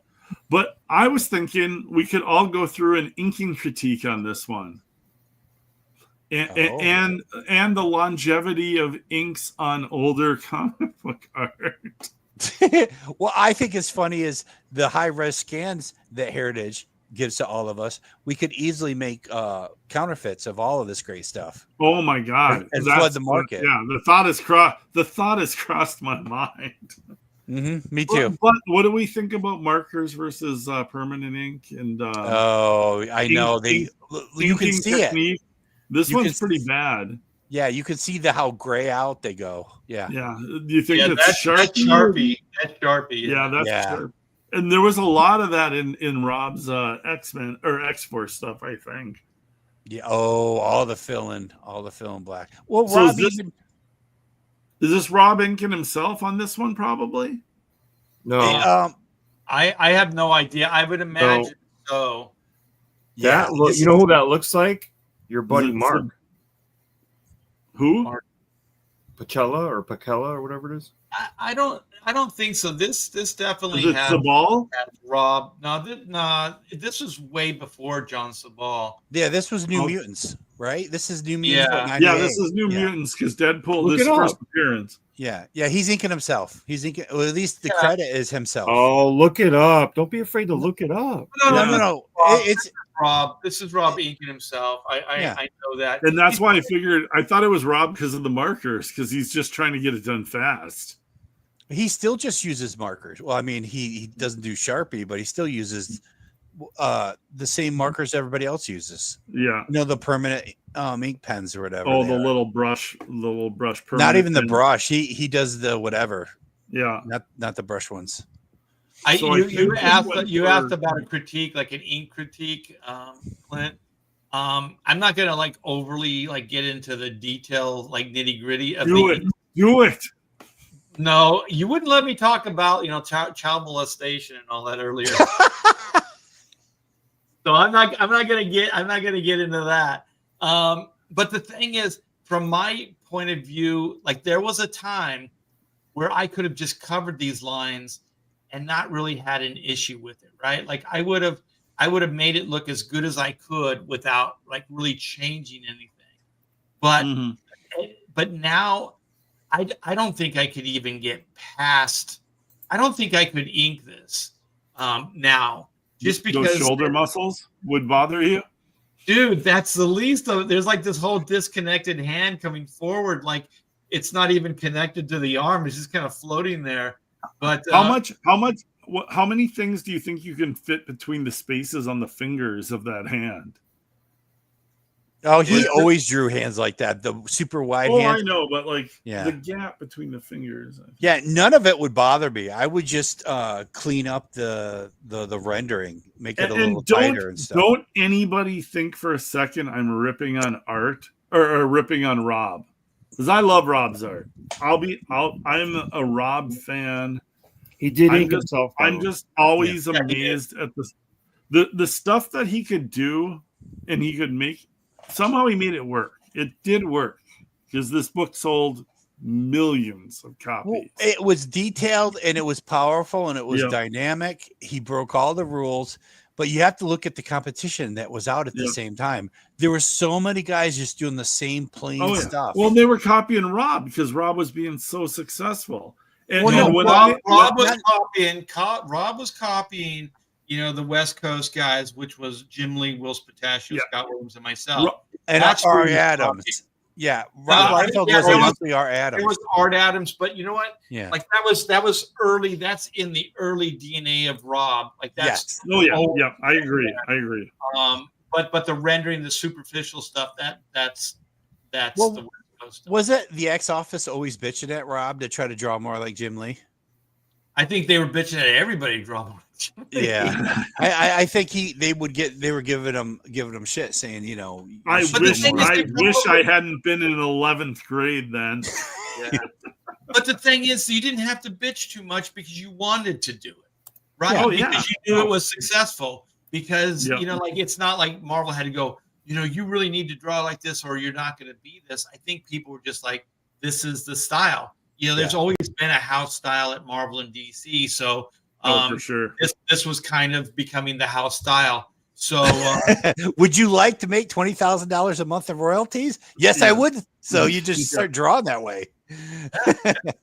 But like for me, I would just, because I think more like a penciler now than an inker. I would have to take a pencil to this stuff, and I don't think I'd ever get it done. Because there would just be so much like reworking or readjusting, and it would take more than just you know, like I know Rob knows, like you can correct things sometimes when you're inking. You can kind of readjust things slightly by inking on the inside of the line or outside of the line or slightly, right. You know, but this would take a little bit more than that. I would just torque the shit out of this, and it would be the same drawing. That's actually, I wonder if that would be profitable if we took a whole book of Rob's where everything is drawn so badly and we just redraw it without stepping on his style, but fixing everything. No, I would just like to re-ink it. I think some of the magic of Rob is what he draws wrong, but makes it work. Because it's like Eric Larson. I think there's an undeniable aspect of everybody that gives Rob shit about what he does wrong, but then it still looks like fun and good and exciting. You know it's wrong, but you don't care. It's almost like Rob was AI before AI. Like AI makes like really gorgeous looking things, but then there'll be these weird little things that are wrong with it, but it doesn't like screw up with your eye. It's still like, it's like, but that still looks good to me. Like the hell out of me. Rob was natural AI. Like on his right arm there, he's got like an extra muscle inside of his bicep for no reason. And it doesn't look bad. It looks like powerful. Like, maybe if you're really worked out enough, you could have a muscle there. Yeah. It just there are just things though that I see that I will go, oh yeah, I gotta change that. I'm sorry. I still love it. I still love it. She's legs, that hand. Oh. You know, the only thing whole that bothers length me of that arm, and then there's like an extra muscle below his tricep before it gets to his elbow. He's got a muscle on next to his shoulder that I don't know that exists at all. Exactly. The only thing that bothers me is the how thick he made some of the background lines. Look how he didn't do the background. Look at how thick some of the smoke lines are. Yeah, that's the only thing that bugs me is like even the smoke that's near Deadpool's okay, but The smoke in the background, look how thick that shit is. Yeah, there's some thick lines back there for it to be in the background. Yeah, I mean that's where almost fighting with the outline on the figure. That's the only thing that bugs me. Everything else, I'm just like, maybe what you're seeing. What a genius! But with all the things that are wrong with it, it still draws you in, and you're just staring at the lines. Yeah, and you know when they colored it in that flat color, wouldn't even notice that background shit. Oh yeah, don't even see it. Don't even see it. It'll just pop. It'll pop. It's just genius. It's just genius. It's messed up as it is for that story and for that time period. Because, dude, I was a teenager buying these comics, and I remember what it was. Dirtbag, baby. And I remember what before Rob Liefeld and Jim Lee and Portacio and Art. I remember what they were doing. It was all that boring DC house style, a lot of figures standing around. Maybe they were drawn a lot more correct. They were drawn a way more correct, but the shit was boring. I mean, half of what Rob did was he didn't follow Louise Simonson's story because she was writing about fucking teenagers in school with mutant powers. Rob was redrawing those scripts. That's why she left, because he wasn't drawing what she wrote. I'm like, and I'm thinking the old Travis Charest and just like, I'm going to just draw whatever I feel like drawing. Of course he wasn't drawing what she was writing, because what she was writing was a shitty fucking X-Men book. She was writing soap operas. She was writing X-Men soap operas. Yeah. He came in, he's like, I want to fucking write this book that's centered around my new cable character. $960,000 this page went for. Oh my God! On Heritage, that's a bargain. That's a bargain. Who owns it? Who owns it? Well, whoever bought it off of Heritage, I don't know. Yeah. No. All I know is my old cable pages are selling right now. And I looked at the prices on them, and I'm like, anybody that wants to buy cable pages, they just went up a lot. Do some replications, Art. Maybe. I wonder you got that mansion in Texas. Jeez. Like with Rob Liefeld, I think the stuff has energy. It has like this really kind of kinetic movement and energy to it, and that kind of sells it over the actual it's technically be like perfect and all these other things. I mean, that can be overplayed, and also your style is determined by the things you do wrong, not the things you do right. So, like part of the charm of the style is those things. You know what I mean? Like we can tear it apart, but at the same time, it kind of becomes undeniable. Like you look at this pose, you look at this panel, and you go, it's undeniable. I mean, it's interesting. It's interesting to look at. And that's the main thing, is to get somebody to stop long enough to look at the image and go, wow, cool. And then go to the next image. Wow, cool. Next image. Wow, cool. Especially the guy who came in after Rob on X-Force, who was trying to do Rob's style. It was so bad. Was it James Fry? No, it was Pacella. Mark Pacella. Yeah, Pacella and like Panosian ink in him or something. It was so fucked up. It was so over-exaggerated. He was trying to do what Rob did, but it was just like it was a mess. Saying. Yeah, it was a train wreck. And the thing is there's tons of artists out there that draw anatomically correct and like no perspective and know all the stuff, and it's just like they're good solid artists, and it's boring and no one cares. You just like Rob had something, and it's undeniable. Like Art was saying, there was just something to it. Yep. And the rest doesn't matter. Exactly. As long as people are entertained by it. Asses in the seats, sell books out of the store, and that's what matters. Right. As long as people are entertained, and that's the main thing. And I'll tell you right now, people were entertained by that man's work, and I think he made comic books a better place. Like his time in this, I think so too. The guy left a major mark, and I mean, how many of us can actually say that? So, all right, I have a question for you. In the long term, looking back historically, who do you think had made a bigger mark, Jim or Rob? Jim. I think it depends. It depends on how you look at it. I think Rob has more imitator. I think Rob wins with Deadpool. No, Rob created more stuff. Rob created more stuff. Well, you know what? This is kind of. I'm not asking who is the better artist. I'm not asking who is the better artist. No, I'm it's asking not who about made a that. bigger mark. I think it Who was Rob. changed the generation? Jim Lee Rob. has 100 more imitators than Rob ever had. Rob's got a lot of imitators. No, he Rob doesn't. created a lot of stuff, man, that now I is think making just billions. Deadpool alone puts Rob Yeah. over Jim. I- What's He a Cable didn't and- make Deadpool what's a look character that popular. Jim created? I think Jim's biggest creation was what's the Russian red whatever Oh, Omega Red. Omega Not Red. I really. think was Jim's If biggest you creation. look at the villains that Jim Lee created, no, see, you're not. We're gonna have to do a whole episode on this. I don't want to hear anything more. Oh, Wait, I have a question for Art. Art, did you ever ink Andy Kubert? Oh yeah, I inked both of those guys. I inked Andy when I came back to Marvel after Image, probably for a year or so. And Oh, then, but you didn't ink him like with the whole Jim Lee, all you guys kicking ass, the first round of X-Men stuff. No, he's the one that followed up. He followed after me on X-Men, and so he was still doing X-Men when I came back to Marvel. And so I started working on. I came back to the exact place where I left, and so I inked him for a year or so, and then Andy on Ultimate X-Men. Oh, see, I was already gone by the time Ultimate came out, but I didn't know you worked with Andy on X-Men stuff. I'm gonna have to check that out. I missed that. For about a year or so. It was pretty good, and I think I worked with Adam like sporadically on some of the X books.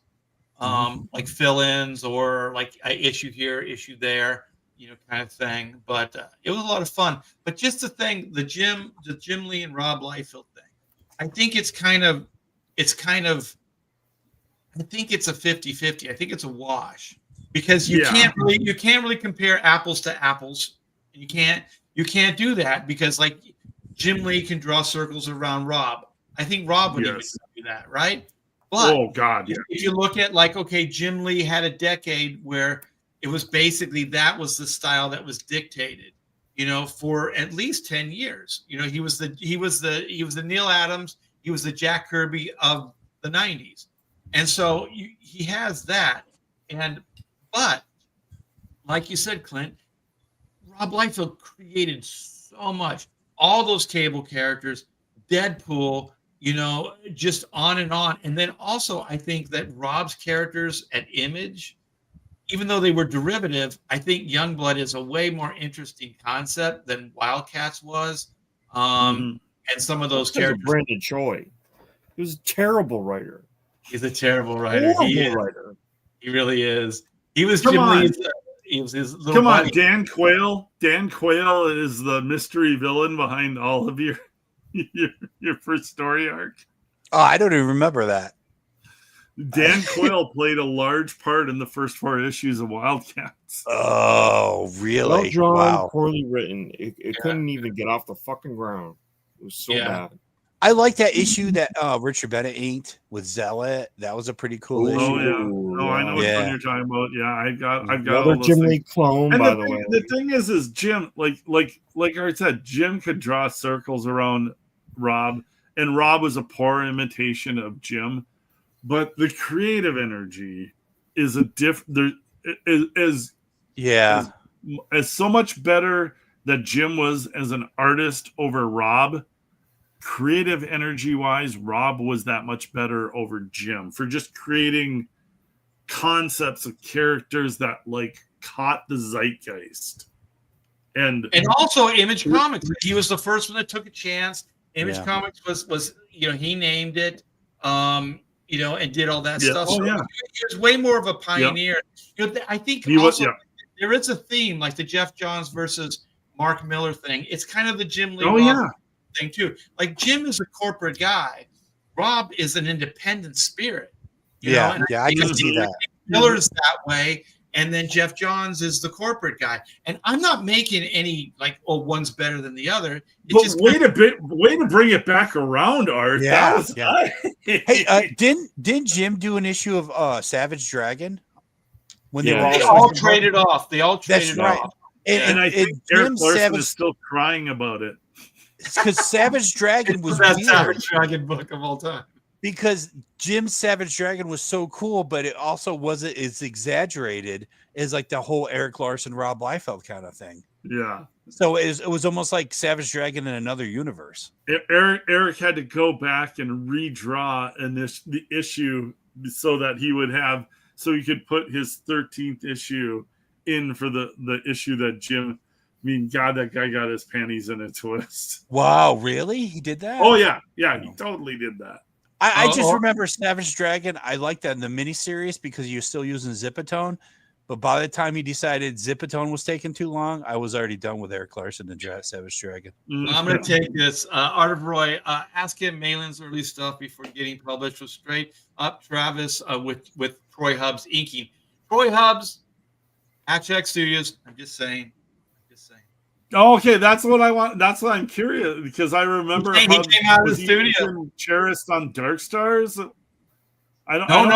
It was Wildcats. Oh, at Wildcats, Hubbs was inking him on those first issues. Okay. Yeah, and I remember Troy was like, "I got an offer, Wildstorm." I said, "Take it." I didn't really know too much about Travis, and so then I went to visit Troy, and I'm watching them kind of like they were just drawn in the same room. And then I'm watching Troy, and I'm like, all your inking, everything you've learned, you're not doing. He goes, yeah, Travis wants me to ink with this. It was a rapidograph. Oh, it was like one of the thinnest ones too, right? It was a really small rapidograph. I've heard this story. Oh, it's probably like the scratching the paper. Dude, such fucking garbage. Wildstorm was such a mess. I did a tryout for Wildstorm when I was first breaking in at Marvel, and they said, "Hey, obviously do a good job, Rob, but we want you to be able to do these samples and give them back to us within the week, so we know that you don't spend 2 weeks just inking one pinup." So I do that, and I send it back. And then I call and say, hey, did you guys get the stuff? They're like, yeah. And then I wait. Like 3 weeks later, I'm like, hey, did you guys make a decision on those artists that you wanted, inkers you wanted to hire? Oh, some of the guys haven't sent in the stuff yet, so we're still waiting. And I'm like, you're waiting on the guys that don't hit the deadlines, and I've already hit the deadlines. Yeah, fuck you, guys. Hey, Rob, what was the editor, Bill? What's his name? Was your editor? Who told there was no editor. It literally every time I called, I talked to a different person. But it was one of the writers finally called me back and said, "Hey, we're still waiting on a couple of these guys. So sorry." And it was the only time someone ever asked me on a phone interview what my art, like, did I go to high school? Did I go to college? Like, they actually wanted to know if I had a degree and stuff. And I'm like, no, what? Marvel never asked me. Yeah, what does that matter? It was the weirdest thing. Like, I was like, we're drawing comic books here, dude. Chill the fuck out. Those are people that clearly didn't know what it was all about. But you know what? I'm going to show you something. I'm going to show you somebody who knows what it's all about. I'm going to share this. This is black and white. Yeah. This thing is kicking all kinds of ass. It's all because of you. We are a stone's throw away from 18K, 224 backers. We still have 44 days left. Let's play this video. Oh, the pages you're sharing are so good. Yeah, they are. That last page is just. You know what part I like? Maybe, Randy.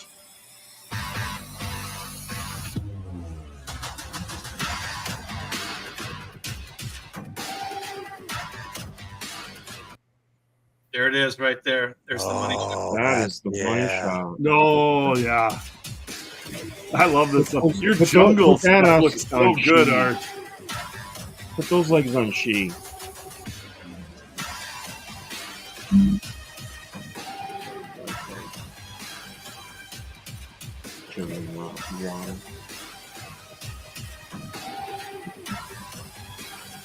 Ooh, look at that shot. Wait, go back. You're missing. It's like Clint did this video. What are you doing? Oh, look at that. There we go. Eat them. All right, your X-Men issues were awesome. I always wondered why you didn't do that. I know you ended up doing Cable, but man. You mean do more? Yeah, like why you just didn't follow when Jim left, like they didn't Well, just have the you. thing is, it was always just to get ahead on the schedule. So Kubert was always going to take over the book. Oh, So it was just to try to get a little bit ahead on the schedule. So when he took over the book, they could be maybe like 3 issues ahead or something like that. I don't remember, but it was for schedule purposes. but his stuff was always a little hacky. I'm surprised. Well, wait, whoa, hacky. Yeah, have you ever seen his pencils? Do you know Hey. those guys learn to do every single job in the industry? Hey, He always Rob. was half trying. Hey, Rob. Yes, Yep, it's about black and white right now. I know. Right? So And the good. Thank you. So this is 30 years, you guys. 1994, Rob gave me the heads up, or gave me the thumbs up to do my own creator own, and that was black and white. So we put the 3-issue miniseries out, and that was it was 30 years ago. So we're back, baby. We're still making black and white comics. So this is a 2-issue story arc, which is called Sins of the Father. So we have, instead of a much needed vacation, black and white are up to their necks in strange happenings. There is only an empty coffin where the body of Reed's father should be. Sickness overtakes Gray, and a beautiful but deadly voodoo priestess is making zombies right, left, and center. This new adventure from the evil genius that is me will send our heroes into a world of voodoo nightmares and murderous immortal that has hated the Blackets for centuries. Lord Fagin will stop at nothing to wipe the Blackets' lineage from the face of the earth. So this is written by me, Aaron Sparrow, Pamela T. Bear. Who is that? I don't know. With action-packed breakdowns by Alan Patrick, and dazzling finishes by me, and beautiful, beautiful colors by Brian A. Mag. He is fantastic. And so this is Sins of the Father. You guys come by, check it out. We have an accompanying book. This is volume 2 of High Octane Adventures. This is the Pedro Eng book. So we have volume 1 that we did with the last campaign, and so we're doing a second because you demanded it. So these are one and dones. These are 22-page stories, and they're kind of been like an old Marvel floppy kind of style. So just a lot of fun, all ages kind of thing. And so here's some of Pedro's interiors. We have 4 jaw-dropping covers. We got the A cover, which is main. We got the B cover, which is the one that is outselling everything right now. That is the Juju Lord Fagin cover. And then we have the Carlo Barberi, my Mexican brother from another mother. We worked with each other on Super Sons over at DC Comic with Pete Tomasi writing. And so I just called him up, and he said, sure. I had this within a day. Like, he just made this sucker out. Yeah. And so then, Nice. it's a great cover. And then Brian was like, he gave me a bunch of different covers, like with different background colors. And then I said, well, let's try a white one. And so the white was like, it just really worked. Yeah, it looks great. Yeah, So, it's very. can I sell your book for a minute? What's that? Can I sell your book for a minute? Sure. All right. So in the industry, you have these things that are called master class books. What do I mean by that?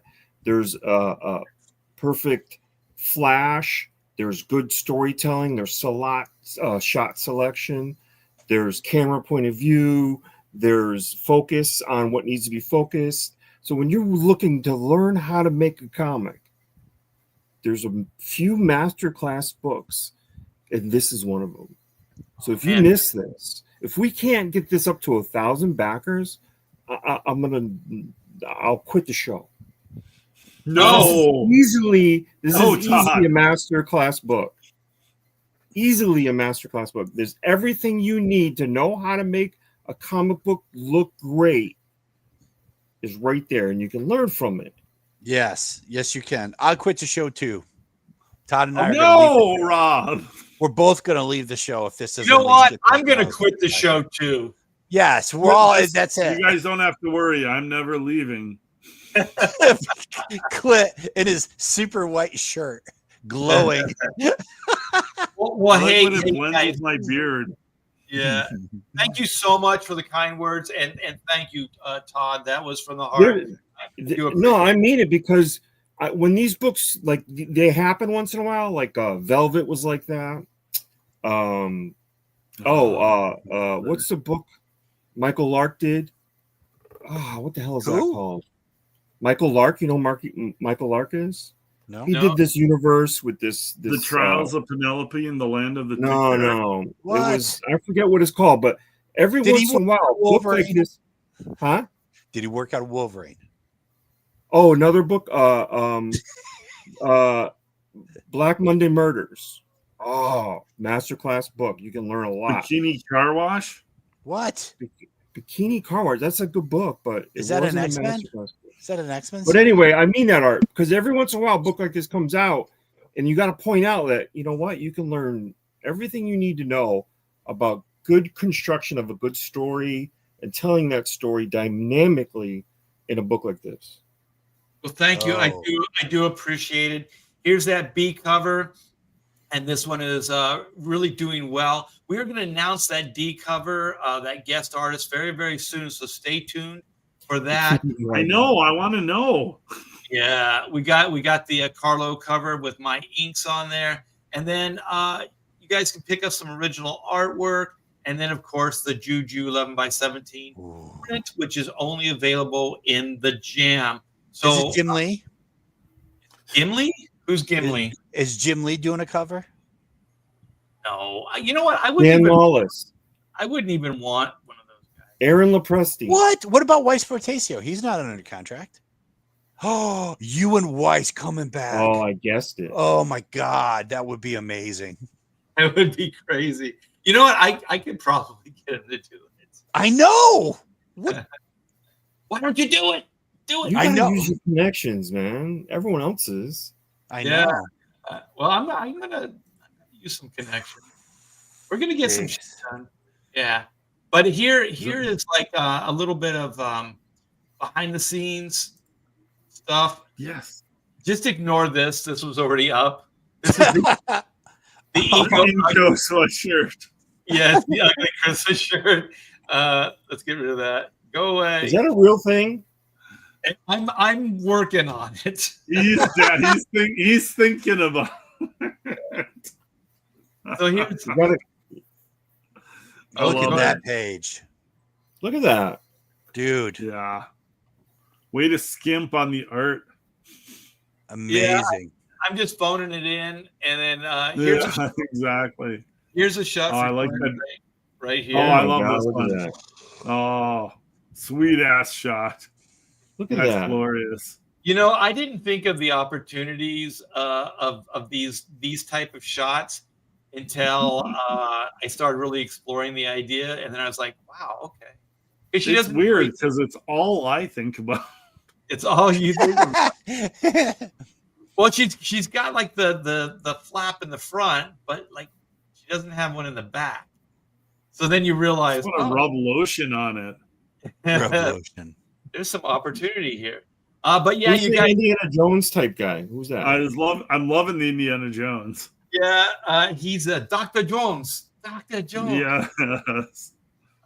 Dr. Jones. I love the spotting blacks on the last panel there. Mm-hmm. Well, on all of it, really. Yeah. See what I mean about a mask class? Knowing when the silhouette like this and do is things showing like you that. dimension and depth with just knowing what you're doing.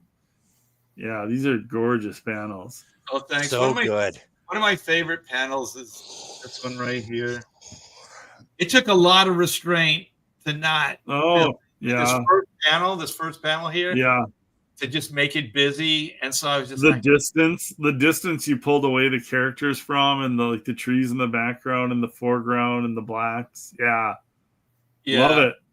Thank you. All right, you guys. So that's a little preview. If you were on the fence before with Todd's and you guys' endorsements, we got to sell a couple of these books.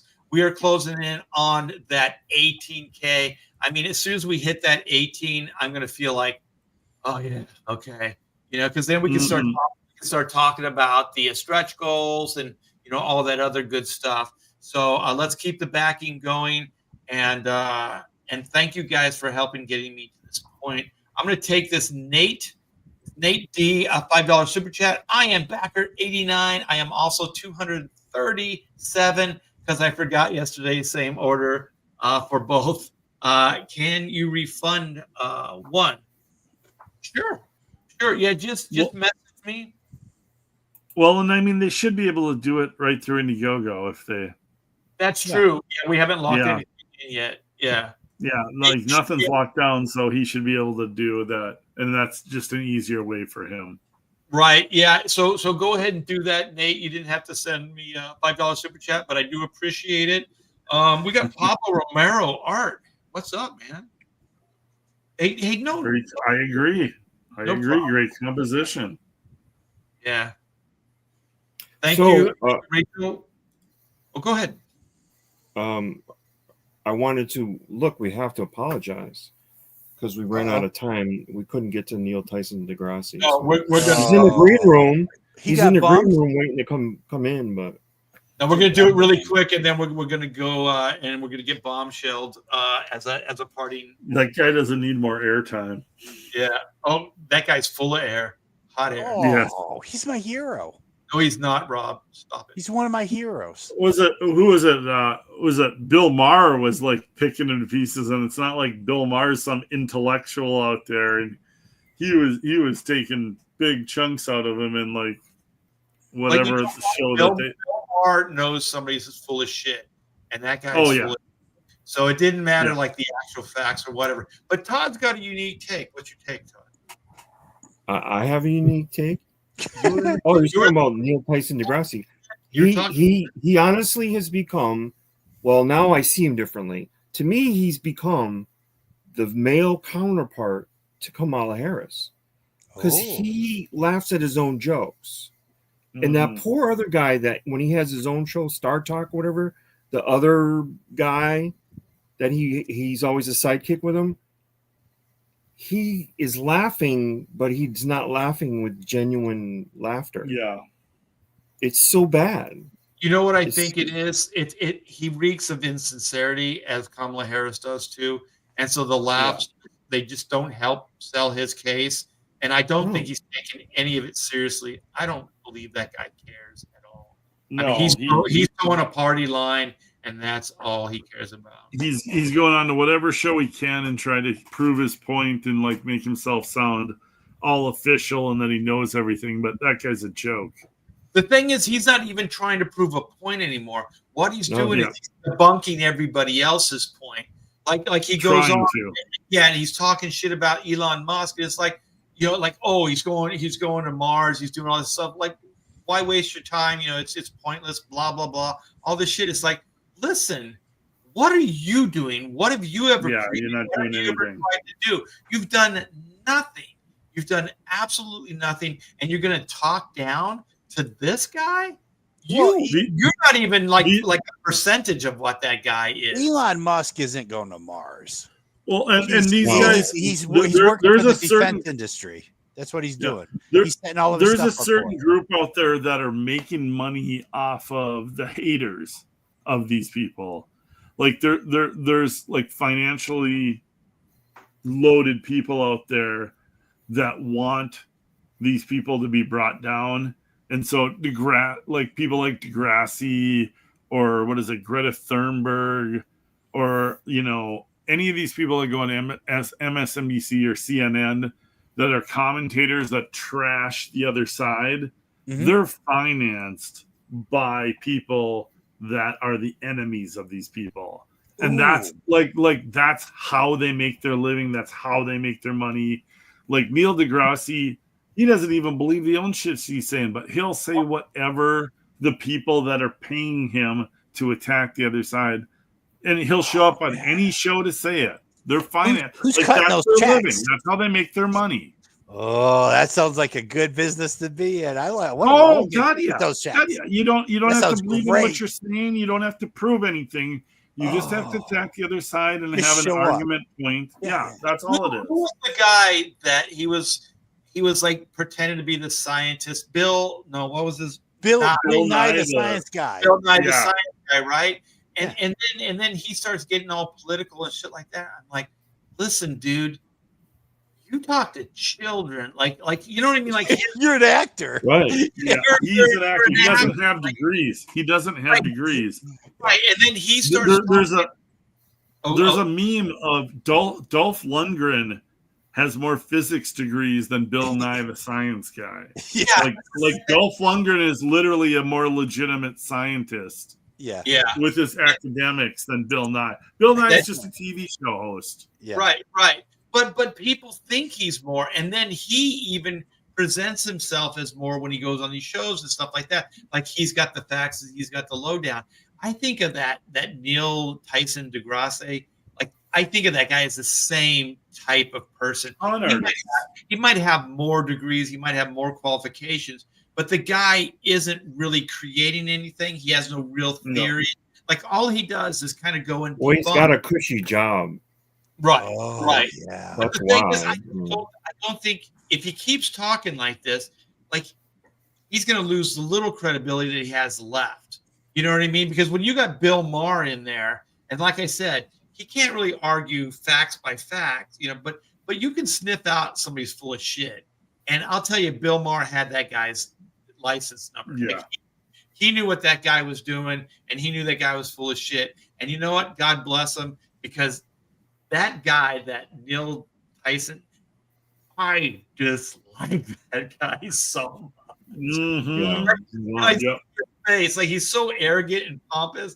I just want to pop him. I just want to punch right in the face. Yeah, 100%. And that's what his job is. His job is he's got benefactors that want him to go out and like do exactly what he's doing. And he doesn't, he's arguing points that he can't, you know, they're ambiguous enough that you can't like hold them down to facts. Right. But he's just saying stuff that is like pure nonsense and whatever. That sounds like the comic. They're better off ignored and not given any kind of airtime, but there's an audience for it, I guess. But I think as long as you're debunking it, give it all the attention you need. Because I do think that the guy is problematic, and I do think like there are certain people that think that he is really intelligent, and I don't believe he's intelligent. He's a stuffed shirt. Hey, weren't we going to talk about the Rocks movie? No, we were going to talk about. No, this. Blue Bombshell. Look at that. Ooh. That's right. I did a comic book. Nice.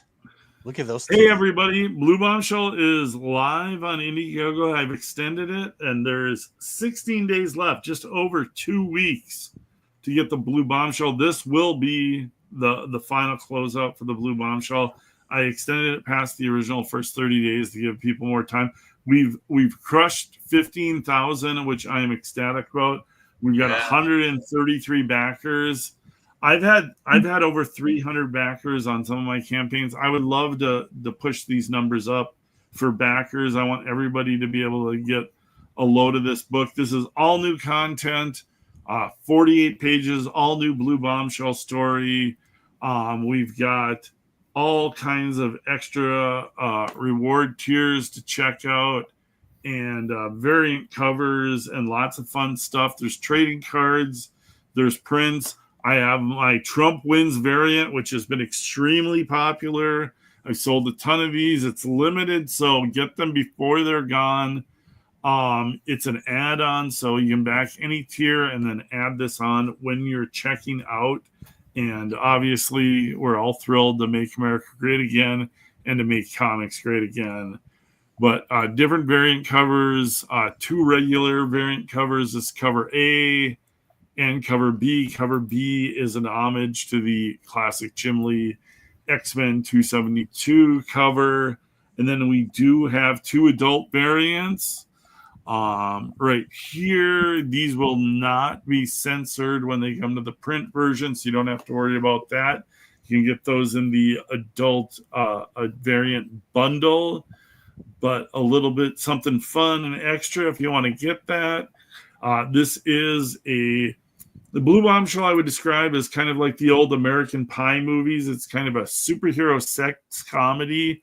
It is action-oriented, superhero-oriented, but there is a little bit of adult action with some nudity and adult content. So just a fair warning for that. and a new cover. If you missed the original Blue Bombshell #1, you can get the Blue Bombshell #1 through this campaign with this new cover for it. So lots of different options, a little bit of artwork there, but lots of different options for you. If you haven't checked it out, definitely check it out tonight. Like I said, I think there's only 16 days left, so almost just 2 weeks. We're down to the final closeout. And if you haven't checked this out, go check it out tonight. Back this comic. Back it before it's gone. It's going to be a lot of fun. So everybody go take a look. The book looks fantastic, man. All the books that you do are so good. And the dude fulfills, man. Clint is a machine, and he keeps his word. So you're going to get a good product, and you're going to get it when he says you're going to get it. So I want to wrap this up. I mean, I don't know where this was not Todd. This was some kind of like, what do they call those people that are like doppelgangers or whatever of Todd? Because this guy came to the table with a topic, and he talked, and he wasn't afraid to speak. I mean, I don't know who this.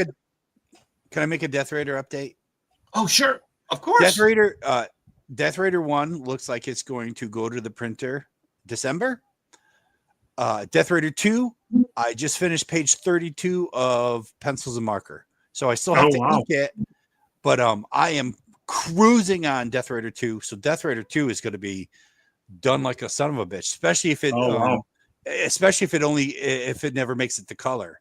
So color is going to be a stretch goal when the campaign starts. So because I think it really kind of is a shame to put color on that stuff. I mean, your line work with your grayscale stuff, it looks better in black and white with grayscale, I think. Well, it'll be like if it beats 30, then people will be able to order a color version. No, I think but anything under that, and it's going to be just black and white. So no, I think we'll see how it goes. Yeah, because it's not like they're not getting something really, really cool, and then if you can use it as a stretch goal to get to that point, then it's just a plus. It's icing on the cake. But even if it never gets to that point, which it will, they'll have a dynamite black and white comic book. So, Todd, you look like you want to say something. What do you want to say? You're in stealth mode, Todd. You're in stealth mode still. You're in stealth mode. You're still in stealth mode. Mute. He doesn't have his headphones on? Todd. There we go. You're muted. I turned it off like a minute ago. It didn't pick up right away. No. We just heard you now like 10 seconds ago. It's not funny. You didn't get that? Now it's just on purpose. Someone I'm starting to draw my graphic novel next week. Oh. What? Say it again. Yeah. Say that again. Starting to work on the graphic novel right after Thanksgiving. Okay. Woo! Yeah. Well, I've been wondering, like, cards to do, but you've been doing all the cards. Like, I was wondering when you were going to do something a little bit bigger project. Cards have taught me quite a bit. Yeah. Oh yeah, dude. Those cards are kicking ass. Yeah. Oh yeah.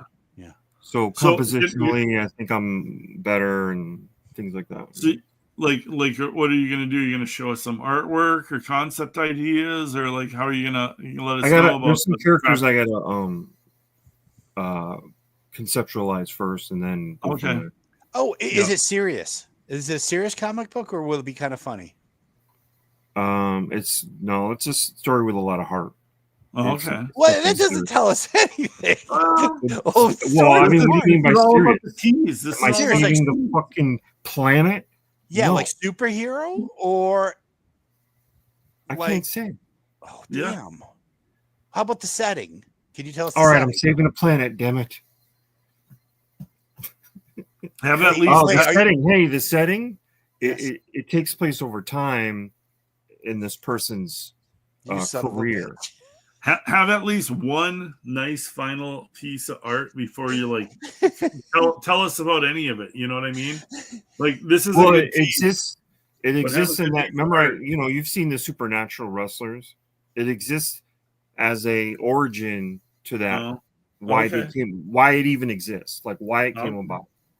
Okay. And in the universe, there's something that happens that the people who have special abilities cannot use them.